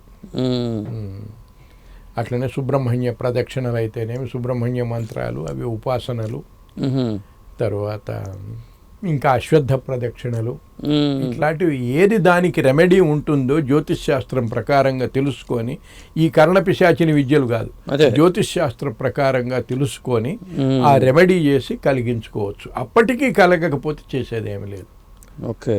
ఏ విద్య అయినా మంత్రశాస్త్రంలో కూడా అంతే. ఒకసారి 2 సార్లు 3 సార్లు ప్రయత్నం చేయమన్నాడు, 3వసారి కూడా సిద్ధించలేదంటే వదిలేయమన్నాడు. అదే. అయితే కర్ణపిశాచిని సాధకులకు ఈ ఇబ్బందులు ఉన్నాయి. వాడు తాగుబోతు కావటము, చెడిపోవటము, భ్రష్టు పట్టటము. అందువల్ల తెలిసిన వాళ్ళు ఎవరు ఈ విద్య జోలికి పోరు. అయితే ఈ సాధనలు కూడా ఇప్పుడు నేను చెప్పినవన్నీ సంస్కృతంలో. అదే. మంత్ర మహోదధిలో ఒక మంత్రం ఉన్నది కర్ణపిశాచిని, ఇంకొక విధానము మంత్ర రత్నాకరంలో ఉన్నది. ఇట్లా అనేక తాంత్రిక గ్రంథాలలో కూడా కర్ణపిశాచిని విద్యను గురించి ఉన్నాయి. కర్ణయక్షిణి గురించి ఉన్నది. ఒకడు కర్ణయక్షిణిని గురించి చెప్పబోతున్నాను, మధ్యలో ఏదో మాట వచ్చింది. వాడు 40 రోజులు చేసి ఆ తర్వాత ఆరోగ్యం చాలా దెబ్బతిన్నది. అది సిద్ధించలేదు, కానీ ఆరోగ్యం దెబ్బతిని చాలా ఇబ్బంది పడ్డాడు. అంటే ఈ ఆసనము చుట్టూ పుండ్లు వచ్చినాయి వాడికి. అది శరీర సంబంధమైనది కాదు. ఓకే. తరువాత దానికి వేరే ఏదో మంత్రం ఎవరో చెప్తే అది చేయటం వల్ల మళ్ళా బాగైంది. మందులు తినటం వల్ల కాదు, దానికై అదే బాగైపోయింది. అట్లా ఆరోగ్యం దెబ్బతిన్నది. దానికి తోడు కొంచెం మెంటల్గా వచ్చింది. అయితే మనిషిని చంపే శక్తి పిశాచాలకు లేదు. ఓకే. మనిషిని చంపలేవు అవి. రోగాలను తెప్పించగలవు, ఇటువంటివి చేయగలవు. మానసికంగా దౌర్బల్యాన్ని కలిగించగలవు, కానీ చంపుతాయని మాత్రం చెప్పలేము. చంపవు అవి. ఇట్లా బాధ పెడుతుంటాయి. ఇంకా మీరు ఇందాక చేతబళ్ళు అన్నారు. చేతబళ్ళు రకరకాలు, అంతేగాని దాంట్లో ఈ భేదాలు ఉన్నాయి, అన్ని భేదాలు ఉన్నాయి, ఇవన్నీ కల్పితమే. వాటిని ప్రయోగాలు అంటారు. ఆ ప్రయోగాలు మంత్రశాస్త్రంలో మహామంత్రాలలో కొన్ని ప్రయోగాలు ఉన్నాయి, కొన్ని క్షుద్ర ప్రయోగాలు ఉన్నాయి, కొన్ని శాబర మంత్రాలు ప్రయోగించి చేసే ప్రయోగాలు ఉన్నాయి. వాటి వల్ల చేయటం ఉంటుంది.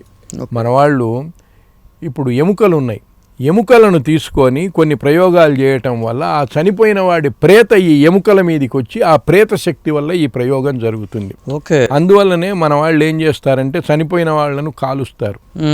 వాడి కనీసం ఆ శవం మీద కప్పిన గుడ్డ కూడా దొరకనివ్వరు. దానితో కొన్ని ప్రయోగాలు చేయవచ్చు.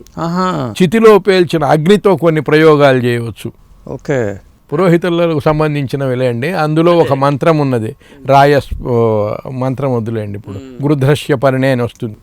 ఆ మంత్రం ఏంటంటే ఫలాని వాడు ఫలాని తిథి రోజున చచ్చిపోయి నీ దగ్గరికి వస్తున్నాడు అని ఆ మంత్రం అర్థం. ఓకే. ఆ చనిపోయిన వాడి పేరు, వాడు చనిపోయిన తిథి, నక్షత్రము ఇవన్నీ చెప్పి ఆ మంత్రం చెప్తారు. ఆ మంత్రాన్ని తీసుకొని బ్రతికిన వాడి పేరు, ఏదో ఒక తిథి, భవిష్యత్తులో ఒక నక్షత్రము పెట్టి చితిలో ఉన్న నిప్పును సంపాదించి శ్మశానములో మళ్ళా చితిని రగిల్చి హోమాలు చేయాలి. ఓకే. బతికినవాడు, వేద మంత్రాలు అబద్ధం కాకూడదు కాబట్టి బతికినవాడు చావాలి. ఓకే. అందువల్ల చితిలో నిప్పు ఆరేదాకా కూడా అక్కడ ఉండేది. పూర్వం రోజులలో తాపలా ఉండేది. ఆ చితి మంటలు, ఆ నిప్పుతో మళ్ళా ఇట్లాంటివి చేస్తారని. ఓకే. అది ఆరిపోయిన తర్వాత ఆ బూడిదతో చేసే ప్రయోగాలు ఉన్నాయి. చనిపోయిన తర్వాత ఆ బూడిద తెచ్చి దాని ద్వారా ఆ ప్రేతను గ్రహించి చేయవచ్చు. ప్రేత శిల అని ఉంటుంది, 10 రోజుల పాటు ఒక శిల, అది ఇంటి దగ్గరనో ఎక్కడనో బయట పెట్టి దానికి నీళ్లు పోస్తుంటారు శిలలో. అవును. ఆ శిల ఇంకా మంచిది, ఆ శిలను తెచ్చి ప్రయోగం చేయవచ్చు. అందువల్ల ఆ శిలను చాలా జాగ్రత్తగా ఇంటికి తెచ్చి రోజు దాని మీద నీళ్లు పడేట్లు కుండగట్టి ఒకటి దానికి రంధ్రం వేసి ఆ శిల మీద చేస్తుంటారు. అంటే ప్రేతత్వం ఆ శిల మీద వచ్చి ఉంటుంది అన్నమాట. ఓకే. అందువల్ల ఇవన్నీ ఎవరికి దొరకనీయకుండా చేస్తారు. ఆఖరుకు ఆ బూడిద కూడా ఎత్తి నీళ్లలో కలుపుతారు. ఆ ముఖ్యమైన ఎముకలు ఏవైతే ఉంటాయో ప్రయోగాలు చేస్తారని ఆ ఎముకలను కూడా తీసేస్తారు. ఓకే. ఏమి దొరకనివ్వరు ఎవరికి, తాంత్రికులకు. చాలా మంది విషయం దీంట్లో. మనకు అంత్యేష్టి కార్యక్రమాలు చేస్తాం కదండి. అంత్యేష్టిలో సాధారణంగా ఇప్పుడు ఆ పార్థివ దేహాన్ని తీసుకొచ్చి దక్షిణ వైపు ఉడకబెడతారు కొంతమంది.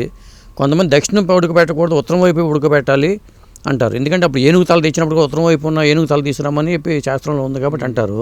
అసలు ఇటు పక్క పడుకోబెట్టాలి, దక్షిణపు వైపు అంటే ఉత్తరం వైపు కాళ్ళు ఉండాలా, ఉత్తరపు వైపు కాళ్ళు దక్షిణపు తట్టు తల ఉండేట్టు పడుకో. రోజు మనం పడుకునేది దక్షిణ వైపు తల పెడతాం నైట్ నిద్రపోయేటప్పుడు కూడా అంతే, చనిపోయేటప్పుడు కూడా అంతేనా? కొంతమంది రివర్స్లో చెప్తున్నారు. అందుకని చనిపోయినప్పుడు మాత్రం అటు పడుకోబెట్టాలి, కానీ చనిపోయిన వాడిని చనిపోయినప్పుడు మాత్రమే దక్షిణ వైపు ఉత్తరం వైపు తల పెట్టాలి. లేదు లేదు లేదు, మామూలు రోజులేనేమో ఇటు ఉంటారు, రివర్స్లో పెట్టుకోబెట్టేటప్పుడు దక్షిణపు తట్టుకే పడుకోబెడతారు.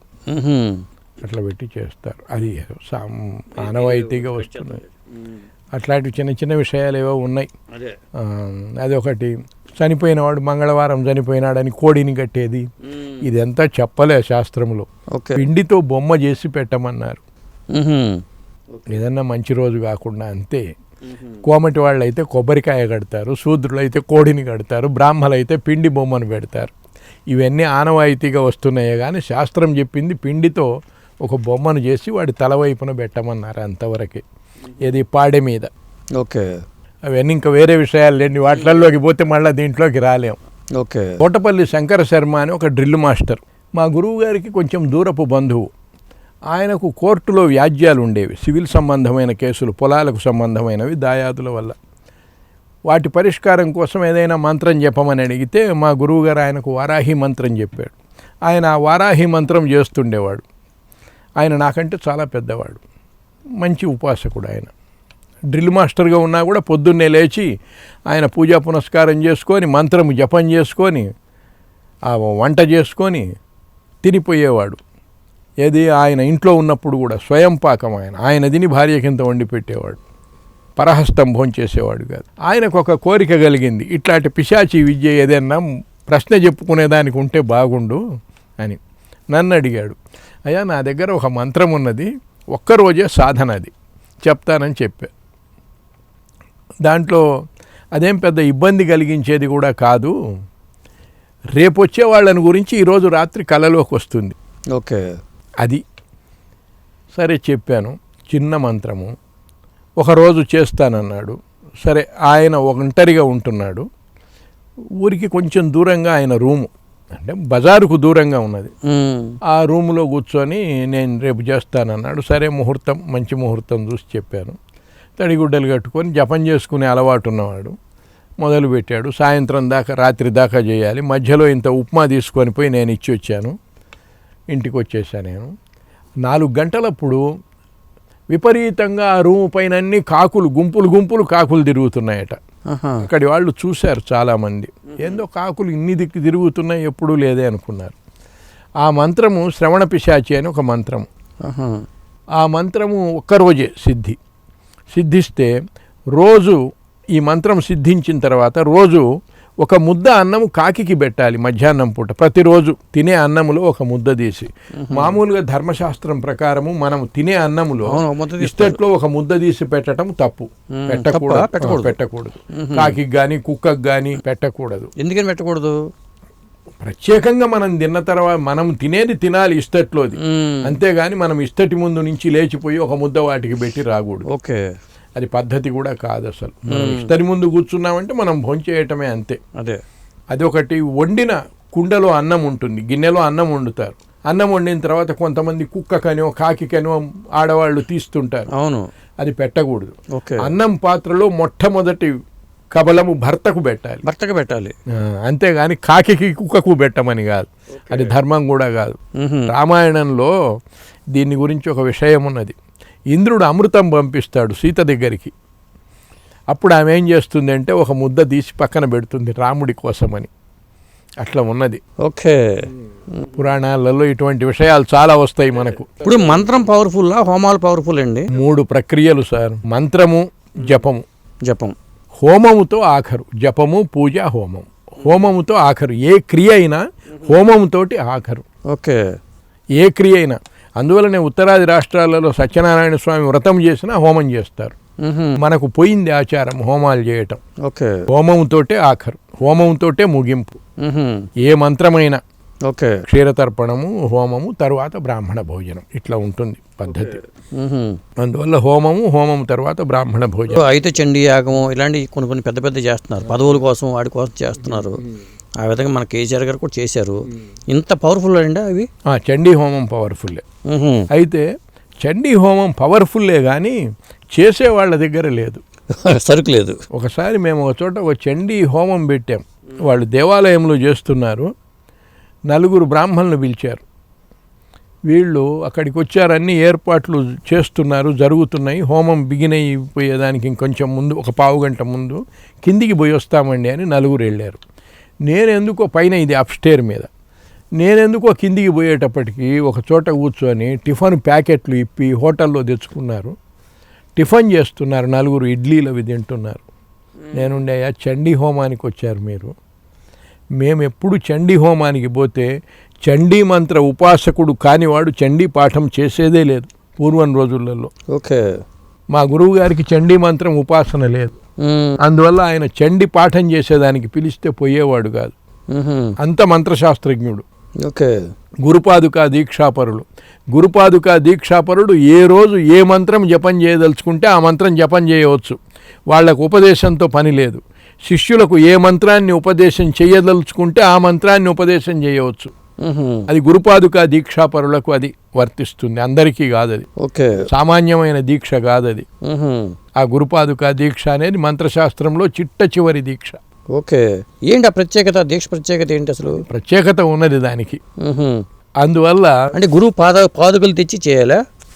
గురుపాదుకా దీక్ష అంటే అది గురుపాదుకా మంత్రం అని 13 మంత్రములు కలిసి ఒక మంత్రం ఉంటుంది, అవెంత ఆధ్యాత్మిక పరమైన మంత్రాలు అవి. ఓకే. దాంట్లో ఈ 4 మహావాక్యాలు కూడా వస్తాయి, అహం బ్రహ్మాస్మి, ఇవే తత్వమసి, ప్రజ్ఞానం బ్రహ్మాయం ఆత్మ, ఇవన్నీ వస్తాయి దాంట్లో ఈ మహావాక్యాలు. ఆ సాధన చేసి ఆ స్థితిలో ఉన్నవాడు అని అర్థం. ఆ గురుపాదుకా దీక్షాపరుడంటే అది అర్థం. అయితే ఆ ఆయన తోటపల్లి శంకర శర్మ గారికి నేను అది మంత్రం చెప్తే ఆ రోజు 4 గంటలప్పుడు విపరీతంగా కాకులు తిరుగుతున్నాయి. సరే ఆయన మంత్రం జపం చేసేయటం అయిపోయింది. మరుసటి రోజు ఉదయం నాతో చెప్పాడు, రాత్రి కలలో ఎవరో ఒక ఆడమనిషి వచ్చి కథయ అని కలుపుకొని మంత్రం జపం చేయమని చెప్పారు అని చెప్పాడు.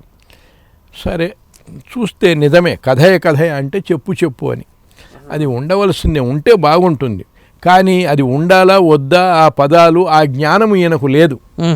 కాబట్టి ఎవరో దేవతో ఏదో చెప్పింది మొత్తానికి, ఈయన స్వజ్ఞానం, ఈయనకు స్వయంగా అంత జ్ఞానం ఉన్నవాడు, అంత తెలిసినవాడు కాదు ఈయన. ఈయనకై ఈయనకు తెలియదు ఆ విషయాలు.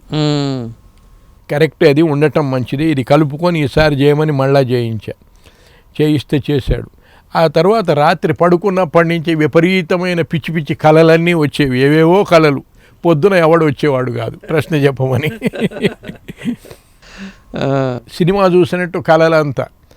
పొద్దున్నే తెల్లవారు లేచి నా దగ్గరికి వచ్చి, మిస్టర్ మీరు చెప్పింది చేశాను, నాకంటే పెద్దవాడు ఆయన, ఎవరో నది గుర్రం వేసుకొని నది అవతలి ఒడ్డుకు దూకినట్టున్నది, ఇది ఇవన్నీ సినిమా కథ చెప్పినట్టు చెప్తుండేవాడు. ఇంకంతే, ఆయనకేం లేదు, ఇదే సిద్ధించలే. సరే తర్వాత మా గురువు గారికి చెప్పాడు, ఇట్లా చేశాను, శాస్త్రి చెప్తే ఇట్లా చేశానని. వాడు చేయకుండా నీ చేత చేయించాడా, వదిలేరా నువ్వు దీన్ని, హాయిగా వారాహి చేసుకోకుండా నీకేమి కర్మ ఇది అని చెప్తే అప్పటి నుంచి మానుకున్నాడు. మీరు ఇప్పుడు ఈ మంత్రాల సాధనలు ఇవన్నీ చేశారు కదా, దీక్షలు చేశారు, నేను ఇవి తాంత్రిక సాధనలు చేయలేదు, తెలుసు అంతవరకు. అదే అయితే గురువు గారి దగ్గర శాస్త్రం చదువుకునే రోజులలో ఈ విషయాలు వచ్చినప్పుడు వారు ప్రామాణిక గ్రంథాలు తీసి, ఇప్పుడు యోగుల్ని సిద్ధుల్ని కలుసుకోవాలనే ఆలోచన కానీ అది ఆ ప్రయత్నాలు ఏం చేయలేదు. మేము ఎంతసేపు ఉన్నా ఇంట్లో జపం చేసుకోవడం, ఆ ఉద్యోగ ధర్మం నిర్వర్తించుకుంటూ ఇట్లా చేసుకుంటూ. మా గురువు గారు కూడా అంతే, ఆయన జీవనం జ్యోతిషము, పురాణాలు చెప్పటము ఇట్లా. ఎవరికైనా ఏదైనా ఇబ్బంది ఉన్నది అంటే ఏదో ఒక యంత్రమో తంత్రమో వేసి ఇవ్వటం, వాళ్ళు గురుదక్షిణ తీసుకునేవాళ్ళు, అంతే, వాళ్ళు ఇచ్చింది అంతే. అంతేగాని ఇది వృత్తిగా పెట్టుకొని దేశాలు తిరగటము, సంపాదించుకోవటము అట్లా లేదు. ఓకే.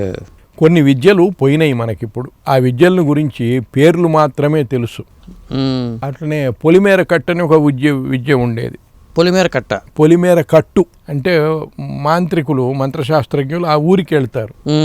ఊరిలో ఆరోగ్యం బాగలేని వాళ్ళు, దయ్యాలు, భూతాలు, ప్రేతాలు ఉన్న వాళ్ళందరూ రాండి అని చాటింపేయిస్తారు. అందరూ గమిడి దగ్గరికి రమ్మని. ఎవరైనా వస్తే అందరిని ఒక చోట కూర్చోబెట్టి చుట్టూ గీత గీచేవాళ్ళు ఇట్లా రాయితో. మంత్రిస్తే దీంట్లో ఎంతమందికి భూతాలు ఉన్నాయో అందరూ ఊగుతుండేది. ఆహా. వాళ్ళందరికీ తావీదులు ఇస్తారు. 10-5 వాళ్ళు ఇస్తే ఒక్కొక్కరి దగ్గర తీసుకొని వెళ్ళిపోతారు. అంటే ఇండివిజువల్గా ఒక్క వ్యక్తికి చేయకుండా ఆ ఊర్లో ఉన్న వాళ్ళందరికీ ఒకటేసారి, దాన్ని పొలిమేర కట్టు అంటారు. ఓకే, అది ఒకటి పోయింది. అట్లనే రామాయణంలో కొన్ని విద్యలు మనకు ఉన్నాయి. నీడను బట్టి లాగింది అది, హనుమంతుడు పైన పోతుంటే అది ఒక విద్య. ఓకే, నీడను బట్టి లాగే విద్య, అది పోయింది. ఇట్లాంటి కొన్ని విద్యలు లుప్తమైనవి, పురాణాలలో పేరు మాత్రమే ఉన్నది. అట్లనే ఉపశృతి విద్య, అది పోయింది. అట్లనే ఇంకా కొన్ని కర్ణపిశాచిని ఇట్లాంటివి కొన్ని అక్కడ. ఇప్పుడు ఆంజనేయుడికి సంబంధించి కూడా ఈ శక్తికి సంబంధించిన పూజల్లో కొన్ని ఉంటాయి అంటారు. ఉన్నాయా? మంత్రశాస్త్రంలో హనుమంతుడి సంబంధమైన ఉన్నాయా? అయితే దేవతలు కూడా భూత భవిష్యత్ వర్తమాన కాలాలు చెప్పటం ఉన్నది. దానికి సంబంధించి ఇంద్రాక్షి విద్యలో ఒకటి భూత భవిష్యత్ వర్తమానాలు చెప్పేది ఒక ఇంద్రాక్షి విద్య ఉన్నది. తర్వాత హనుమంతుడి సంబంధించింది ఒక విద్య ఉన్నది. ఓకే, దీపదుర్గ అని ఒక విధానం ఉన్నది. ఓ పెద్ద యంత్రం వేసుకొని ఆ యంత్రాన్ని పూజించి దీపం పెట్టుకుంటే ఆ దీపము దుర్గాదేవి అన్నమాట. ఆ దీపము ద్వారా వీడికి అవగతమవుతుంటాయి అన్ని, మనిషి నిలబడి చెప్తున్నట్లుగా వీడికి అన్నీ స్ఫురిస్తుంటాయి. అది దీపదుర్గా విధానం అని. అవి మంచి గొప్ప విద్యలు. అవి సాధించటం కూడా సాధారణుల వల్ల అయ్యే పని. చాలా విద్యలు అయితే ఉన్నాయి మీరు చెప్పినట్టుగా. కానీ దైనందిన జీవితంలో మన ఉద్యోగం మనం చేసుకుంటూ మనం బతుకుంటున్నప్పుడు కష్టం. వీటితో పనే ఉంది మనకి, అసలు పని లేదు. అందుకనే కదా అంతరించిపోవటం. వాటితో పని లేదు. మన జీవన విధానాలు మారినాయి, మనకంత సమయము ఉండటం. మనకు సమస్యలు వచ్చినప్పుడు ఈ విద్యలోని పరిష్కారానికి ఉపయోగపడే లేదు. అదే దేనికి పడిపోస్తాయి? మనం చేస్తే కదా అవి కూడా మనం చేయటంలే. ఇప్పుడు సుందరకాండం ఉన్నది, ఎంతమంది పారాయణం చేస్తున్నారు? సమస్యలు వచ్చినప్పుడు చేయటంలే.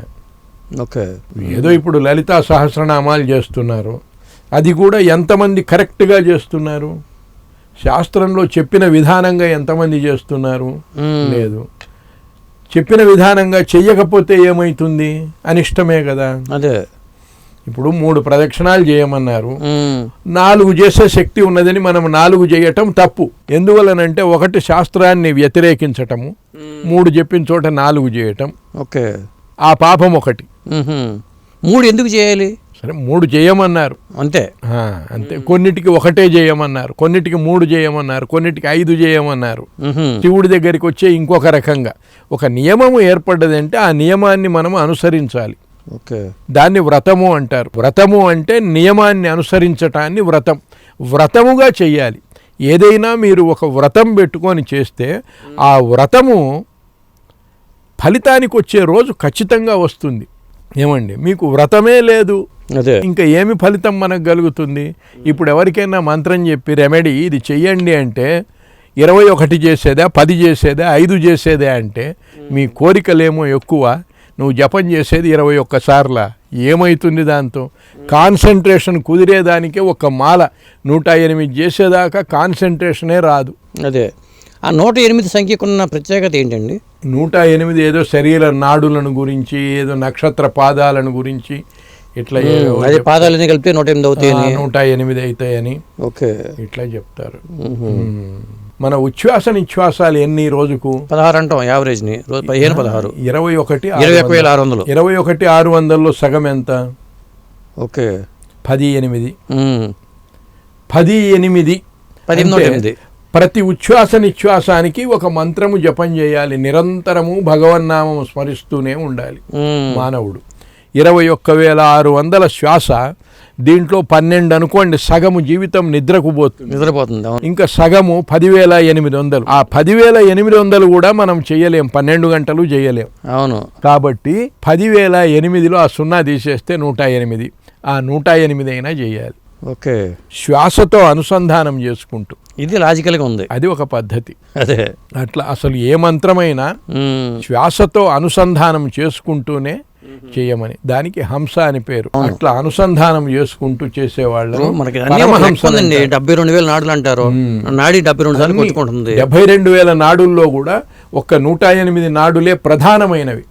ఆ 108లో కూడా 14 నాడులు అతి ప్రధానమైనవి. ఆ 14 నాడులు శ్రీచక్రంలో ఉండే, చతుర్దశారంలో ఉండే దేవతలు 14 మంది. ఓకే, శరీరం ఎంతో శ్రీచక్రం అంతా. శరీరంలో ఉండే చక్రాలనే బయటకు పెట్టుకొని వాటిని శరీర సామ్యంగా భావించి శరీరంతో మళ్ళా కలుపుకుంటున్నాం. ఓకే, మన కుండలని చెప్తాం కదా, మూలాధారం నుంచి షట్ చక్రాల వరకు, అవే మనకి ఇది శ్రీ చక్రం అనుకోవచ్చా? మన షట్ చక్రాలు చెప్తాం కదా. అవును, శ్రీచక్రంలో ఉండేది 9 చక్రాలు, 7 చక్రాలు. అంటే శ్రీచక్రంలో ఇంకా 2 చక్రాలు ఎక్కువగా ఉన్నాయి. అవి మన శరీరంలో ఎక్కడో ఉన్నాయి ఇంకా 2. ఓకే, సూక్ష్మ చక్రాలు 2 ఉన్నాయి. వాటితో కలిపితే 9 చక్రాలు అవుతాయి. వాటినే మళ్ళా మనం శరీరంతో సమన్వయం చేసుకుంటున్నాం. బైందవం బ్రహ్మరంధ్రేచ, అక్కడ ఉండే బిందువు బ్రహ్మరంధ్రం. అవును, బైందవం బ్రహ్మరంధ్రేచ మస్తకేచ త్రికోణకం, త్రికోణం మస్తకం ఇక్కడ లలాటంలో. మా గురువు గారు చెప్తుండేది, ఒరే ఇక్కడ త్రికోణంలో అంటుండేది. అంటే వాళ్లకు ధ్యానం చేసి చేసి చేసి చేసి ఇక్కడ మెదడు ఉన్నదని కాదు, ఇక్కడ త్రికోణం ఉన్నదని, ఇక్కడ సహస్రారం ఉన్నదని. నరసప్పయ్య శాస్త్రి గారు జపం చేసుకుంటుంటే పిల్లలు తాత తగులుతామని పోతారు. ఒరే తగలవాకురా కాలుతుందిరా అనేవాడట ఆయన. ఒకసారి కొంతమంది పిల్లలు ఏంది రోజు ఈయన ఇట్లా అంటున్నాడే అని పోయి దగ్గరికి పోయి తగిలితే ఇక్కడ కాలుతున్నదట నిజంగా. ఎందువలనంటే శ్రీచక్రము 3 భాగాలుగా ఉన్నది. ఓకే, అగ్ని సూర్య చంద్రమండలములు 3గా ఉన్నది శ్రీచక్రం. 9 చక్రాల్లో 3 చక్రాలు, 1 3 1 3 1. ఓకే, కింద కాలుతుంటుంది అగ్ని. సూర్యుడి దగ్గరికి వచ్చేటప్పటికి వేడిగా ఉంటుంది, చంద్రుడి దగ్గరికి పోయేటప్పటికి చల్లగా ఉంటుంది. ఆ భావన చేసి జపం చేసుకునే వాళ్ళు దాంట్లో లీనమై, అందువల్ల వాళ్ళ శరీరానికి కూడా ఆ లక్షణం వచ్చింది. అంతగా చేసుకునేవాళ్ళు. ఇప్పుడు మనకెక్కడ వీలవుతున్నది అది? ఓకే, శ్రీచక్రాన్ని గురించే తెలియదు. ఇప్పుడు స్త్రీ సూక్తం, పురుష సూక్తం చెప్తారు. అవేంటి? శ్రీ సూక్తం అంటే శ్రీ విద్యకు సంబంధించింది. పురుష సూక్తం పరబ్రహ్మమునకు సంబంధించింది. అంతే. పురుషుడు అంటే మామూలు పురుషుడని కాదు, ప్రకృతి పురుష అని చెప్తాం కదా, మనం చెప్తాం కదండి. స్త్రీ అంటే శక్తికి సంబంధించింది. శ్రీ సూక్తం అంతా శ్రీ విద్యకు సంబంధించింది. ఓకే, అందువల్లనే దాంట్లో గంధద్వారాంధురాధర్షాం నిత్యపుష్టాంకరీషిణీం అని వచ్చింది కదా. గంధద్వారాదులు ఎవరంటే శ్రీచక్రంలో 4 ద్వారాలు ఉన్నాయి కదా, ఆ ద్వారాలలో ఉండే దేవతలు గంధద్వారాదులు. అదంతా శ్రీచక్రానికి సంబంధించింది. ఓకే, శ్రీ విద్య అంతా లలితా త్రిపుర సుందరి ఆయన భండాసురుణ్ణి చంపి యుద్ధానికి పోయి ఆయన సంహరించిన కథే కదా శ్రీ విద్య, దానికి సంబంధించిందే. అందువల్లనే అశ్వపూర్వాం రథమధ్యాం హస్తినాథ ప్రబోధనం. అమ్మవారు భండాసురుడి మీదకి యుద్ధానికి పోయేటప్పుడు అశ్వపూర్వాం గుర్రము దండు ముందు నడిచింది, రథమధ్యాం మధ్యలో రథాలు నడిచినాయి, హస్తినాథ ప్రబోధనం ఏనుగులు నాదముతో ప్రబోధన చేస్తూ వెళుతున్నాయి. ఆ యుద్ధానికి పోయే రాజ్యలక్ష్మి దేవిని వర్ణించింది అది. అందువల్ల ఈ ఆ శ్రీ విద్య శ్రీ సూక్తం అంతా శ్రీ విద్యకు సంబంధించిన సూక్తం. ఓకే, అది ఋగ్వేదంలో ఖిలభాగంలో అది. ఆ రకంగా శ్రీ విద్యకు సంబంధించి అటువంటి విషయాలు. కర్ణ పిశాచిని, ఇది కర్ణ యక్షిణి, చాలా విషయాలు చెప్పారు మీరు ఈరోజు. ఉన్నాయి. అయితే ఏమిటంటే చాలామంది ఈ కర్ణ పిశాచిని గురించి ఇటీవల ఏవో వీడియోలు చేస్తున్నారు. ఆ వీడియోలలో రకరకాలు లేనిపోని కట్టుకథలు, ఒక్కదానికి శాస్త్ర ప్రమాణం లేదు. ఎక్కడ ఉన్నది ఈ విద్య, సాధకుడు ఎవడు, ఏం చేశాడు అనేది లేదు, మనమా చేయటం లేదు. అదే ఎవడెవడో దేశంలో ఉన్న కథలన్నీ తీసుకొచ్చి కర్ణపిశాచినికి అంటగట్టి కథలు చెప్తున్నారు. హాయిగా వింటున్నారు జనము. కింద కామెంట్ బ్రహ్మాండంగా చెప్పారు మీరు అంటున్నారు. చెవులలో మలం పెట్టుకొని చేయాలి, ఇట్లాంటివి కూడా ఉన్నాయి. అట్లా లేవు. కర్ణపిశాచిని సాధకులు కూడా బాగానే ఉంటారు, మన మాదిరే శుభ్రంగా ఉంటారు, ఎవడో అశుద్ధంగా ఉండడు. ఓకే, వాళ్ళు కూడా, అది కూడా ఒక విద్యే. పిశాచి అంటే ఏదో అది కర్ణ పిశాచిని దేవత అనే వస్తుంది మంత్రములో. ఇందాక మీకు చెప్పా, పిప్పిలాద ఋషి దర్శించిన మంత్రం అది. కర్ణ పిశాచిని సంబంధించి అథర్వణ వేదంలో కానీ ఎక్కడ లేదంటారు, మరి వేదాల్లో ఎక్కడ అసలు ప్రస్తావన లేదంటారు కొంతమంది. వేదాలలో లేదు, తాంత్రిక గ్రంథాలలో ఉన్నది. వేదాలలో కర్ణ పిశాచిని గురించి లేవు. తాంత్రిక అథర్వణ వేదంలో ఉన్నాయి అంటారు ఇవన్నీ. తాంత్రికం అంతా అథర్వణ వేదంలో కూడా కర్ణ పిశాచిని గురించి లేదు. అదే తాంత్రిక గ్రంథాలు ఉన్నాయి, ఆ గ్రంథాలలో తాంత్రిక విద్యలలో ఉన్నాయి. ఓకే, ఎవరు తీసుకొచ్చారు అసలు ఈ తాంత్రిక విద్యలన్నీ? అసలు విద్యలు ఎట్లా వచ్చినాయి అదే అనే కారణం ఏంటంటే, అసలు మొట్టమొదట ఆదిమానవుడు. అవును. ఆ తర్వాత మాటలు నేర్చుకున్నాడు. మాటలు నేర్చుకున్నప్పుడు అక్షరానికి శక్తి ఉన్నది.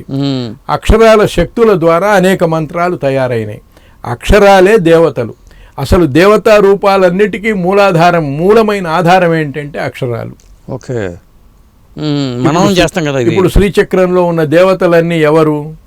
50 పీఠములు. 50 అక్షరాలను విభజించి మన శరీరంలో అక్షరాలు చెప్పారు. మూలాధార చక్రంలో ఉండేది 4, స్వాధిష్టానంలో 6. అవును. ఏం సార్? మణిపూరంలో 10, అనాహతంలో 12, విశుద్ధంలో 16, ఆజ్ఞాచక్రంలో 2, సహస్రారంలోకి వచ్చేటప్పటికి 50 అక్షరాలు, 20 ఆవృత్తులు తిరిగితే 1000 అక్షరాలే కదా. అదే ఇప్పుడు బాలామంత్రం ఉన్నది. బా దగ్గర నుంచి మొదలుకొని లా వరకు ఉండే అక్షరాలు ఒక చక్రములో ఉన్నాయి, స్వాధిష్టాన చక్రములో. ఓకే. అందువల్ల బాల అని పేరు పెట్టారు. బా దగ్గర నుంచి బా, భ, మా, యా, రా, ల 6. ఈ 6 అక్షరాలు స్వాధిష్టాన చక్రంలో ఉన్నాయి. అది బాలాదేవత. అంటే అక్షరాలకు సంబంధించి మంత్రము, అక్షరాలకు సంబంధించే దేవతా రూపాలన్నీ ఏర్పడ్డాయి. కాబట్టి ఈ అక్షరాల భావనల వల్ల ఏర్పడ్డవే దేవతా రూపాలు. ఈ పిశాచి విద్యలు కానీ ఏ విద్యలు కానీ అక్షరాల వల్ల ఏర్పడ్డవే. ఓకే. నిజానికి వీటన్నిటికీ ఇంతమంది దేవతలు ఉన్నారా? దీన్ని బట్టి నాకు అర్థమవుతుంది ఏంటంటే మాటకి ఒక పవర్ ఉంది. పవర్ ఉంది. ఆ పవర్ మంత్రం వల్ల వస్తుంది. అంతే. ఆ మంత్రం వల్ల ఒక రూపాన్ని ఏర్పాటు చేస్తున్నాం. ఆ రూపానికి ఈ శక్తి ఉన్నదని భావిస్తున్నాం. ఆ శక్తి మనకు వస్తున్నది. ఇప్పుడు ఒక భూతమాంత్రికుడు ఉన్నాడు, వాడేదో దుర్గా మంత్రాన్ని ఉపాసన చేస్తున్నాడు. వాడికి భూతాల మీద ఎట్లా అధికారం వస్తున్నది అని అంటే మంత్రము తానుగా చేస్తున్నాడు. అదే. ఏం సార్? మంత్రాన్ని అంగన్యాస కరన్యాసాల వల్ల తన మీద న్యసింపజేసుకుంటున్నాడు. దేవతను తానుగా భావిస్తున్నాడు. అందువల్ల దేవతలకు 6 శక్తులు ఉన్నాయి. ఏమేమి శక్తులు ఉన్నాయి? 6: వశ్యము, ఆకర్షణము, స్తంభనము, విద్వేషణము, ఉచ్చాటనము, మారణము. ఈ 6 శక్తులు. ఈ 6 షట్ప్రయోగములు అంటారు. ఏ దేవత అయినా తనకు వశ్యం, తనకు వశీకరుడిగా చేసుకోగలదు. ఆకర్షణం తన దగ్గరికి లాక్కోగలదు. స్తంభనం ఎక్కడ ఉన్నాడో అక్కడ నిలబెట్టి పారేయగలదు. ఏ దేవత అయినా. దేవతకు మంత్రానికి తేడా లేదు. కాబట్టి మంత్రం స్తంభనం చేయగలదు. విద్వేషం ద్వేషము కలిగింపజేయగలదు. ఇద్దరి మధ్యలో ద్వేషం కలిగేట్టు చేయగలదు. తన మీద ద్వేషం వచ్చేట్టు చేయగలదు. ఉచ్చాటనం దూరంగా వెళ్ళగొట్టగలదు. మారణం చంపగలదు. ఈ 6 శక్తులు మంత్రానికి ఉన్నాయి. ఆ మంత్రాన్ని ఉపాసన చేసేవాడికి కూడా ఈ 6 శక్తులు వస్తాయి. ఆ శక్తి కొంచెం పనిచేయటం వల్ల ఈ వశ్యమో, మారణమో, విద్వేషణమో చేయగలుగుతున్నాడు. ఓకే. అంతేగాని కొత్తగా తెచ్చుకున్నవి అక్కడి నుంచి రావు. మనం సంగ్రహించుకున్నవే. ఆ దేవత భావన ఎంత మనకు తీవ్రంగా ఉంటుందో అంత తీవ్రమైన శక్తి మనకు కలుగుతుంది. కాబట్టి తమిళంలో సామెత ఉన్నది, మంత్రం కాల్ మది ముక్కాల్. మంత్రము పావు భాగమే పనిచేసేది, మనస్సు 3 భాగాలు పనిచేస్తుంది. కాబట్టి మానసిక శక్తి. అదే. మౌనంగా జపం చేయమంటాడు. మౌనం అంటే నోరు మూసుకొని చేయమని కాదు. మనస్సు మౌనంగా, మౌనము అనేది మనస్సుకు సంబంధించింది అనేది తెలియాలి. ఓకే. మనస్సు మౌనమైపోవాలి. అనేక కోరికలు పుడుతుంటాయి పోలి ఏకాగ్రత. ఏకాగ్రత ఏకాంతంలో జపం అంటారు. ఏకాంతంలో జపం అంటే తలుపులు వేసుకొని ఒక్కడు కూర్చొని చేయమని కాదు.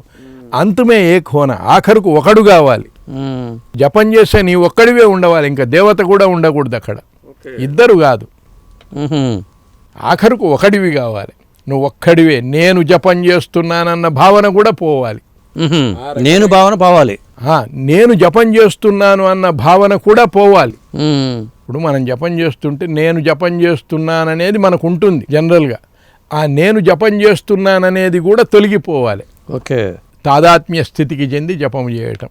ఆ జపం వల్ల ప్రయోజనం ఉంటుంది. ఈ మంత్రాల జపాలు కూడా ఇంత సాధన చేస్తే వాక్శుద్ధి ఉంటుంది కదండి. ఖచ్చితంగా. ఎందుకు ఉండదు? అందుకే నెగిటివ్ గా మాట్లాడకూడదు అంటారు. మాట్లాడకూడదు ఎప్పుడు కూడా. బియ్యం నిండుకున్నాయి అని అంటారు. ఇట్లా అది లౌకిక భాషలో లేండి. నెగటివ్ గా మాట్లాడటం కాదు. ఇంకొకటి ఏంటంటే మాటకు శక్తి ఉన్నది కదా. వాక్కుకున్న శక్తి వాడి కత్తికి లేదు. ఓకే. వాక్కుకుండే శక్తి కత్తికి కూడా లేదు. కాబట్టి నెగటివ్గా మాట్లాడటం అట్లా ఉంచి ఎక్కువగా మాట్లాడకూడదు, అనవసరంగా వదరకూడదు. ఎందుకంటే మాట యొక్క శక్తి వృధా అయిపోతుంది.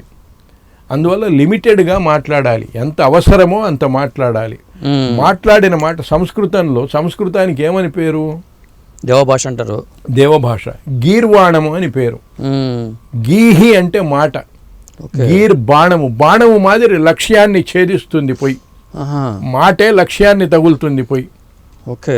అందువల్ల గీర్బాణము, గీర్వాణము, గీర్వాణి. వాకు బాకు తేడా లేదు. కొన్ని తిట్లు కూడా వాడతారు, గీర్వాణం అని, గీర్వాణం అంటారు. అని ఇప్పుడు విపరీతార్థాలలో వాడుతున్నారు. అవును, ఓకే. అంటే మాటయే బాణం మాదిరిగా తగులుతుంది. అస్త్రములన్నీ అంతే కదా, శాపాలన్నీ అంతే కదండి. శాపాలంతే, వరాలంతే, అన్ని మాటల వల్లనే. కాబట్టి ఆ మాటను నియమంగా, అంటే ఎంత అవసరమో అంత మాత్రమే ఉపయోగించాలి. అంతేగాని ఎక్కువ ఊరికే వదులుతుండకూడదు. ఏదో అవసరం వచ్చింది, అవసరం వచ్చినప్పుడు ఉపన్యాసం చెప్పవచ్చు, ఓకే, తప్పు లేదు. అవసరం లేనప్పుడు ఊరికే మాట్లాడకూడదు. కొంతమంది మాట్లాడేదానికి చెప్తుంటారు, అదే వాడు ఏదో ఒకటి మాట్లాడాలి, అందువల్ల ఏదో ఒకటి చెప్తుంటాడు. అట్లా కాదు, మాట్లాడేదానికి చెప్పకూడదు, చెప్పేదానికి మాట్లాడాలి. ఓకే. ఏం సార్, మనం ఏదైనా ఇతరులకు చెప్పవలసిన విషయం ఉన్నప్పుడు మాట్లాడాలి, అంతేగాని మనం అనవసరంగా మాట్లాడకూడదు. ఎందుకంటే మాటకున్న శక్తి వృధా, మాటే మంత్రము అంటారు కదా. అందువల్ల సిద్ధవాక్ ఎప్పుడు వస్తుంది అంటే మన వాక్కు పవిత్రంగా ఉండాలి, ఓకే, అవసరమైనంతగా ఉండాలి, అనవసరమైన శబ్దాలు పలకకూడదు. అందువల్ల పెద్దవాళ్ళు మౌనంగా ఉండేది ఎక్కువసేపు, ఊరికే వదులుతూ ఉండేవాళ్ళు కాదు, అవసరం వస్తే మాట్లాడతారు. అది అలవాటు చేసుకోవాలి ఎవరైనా.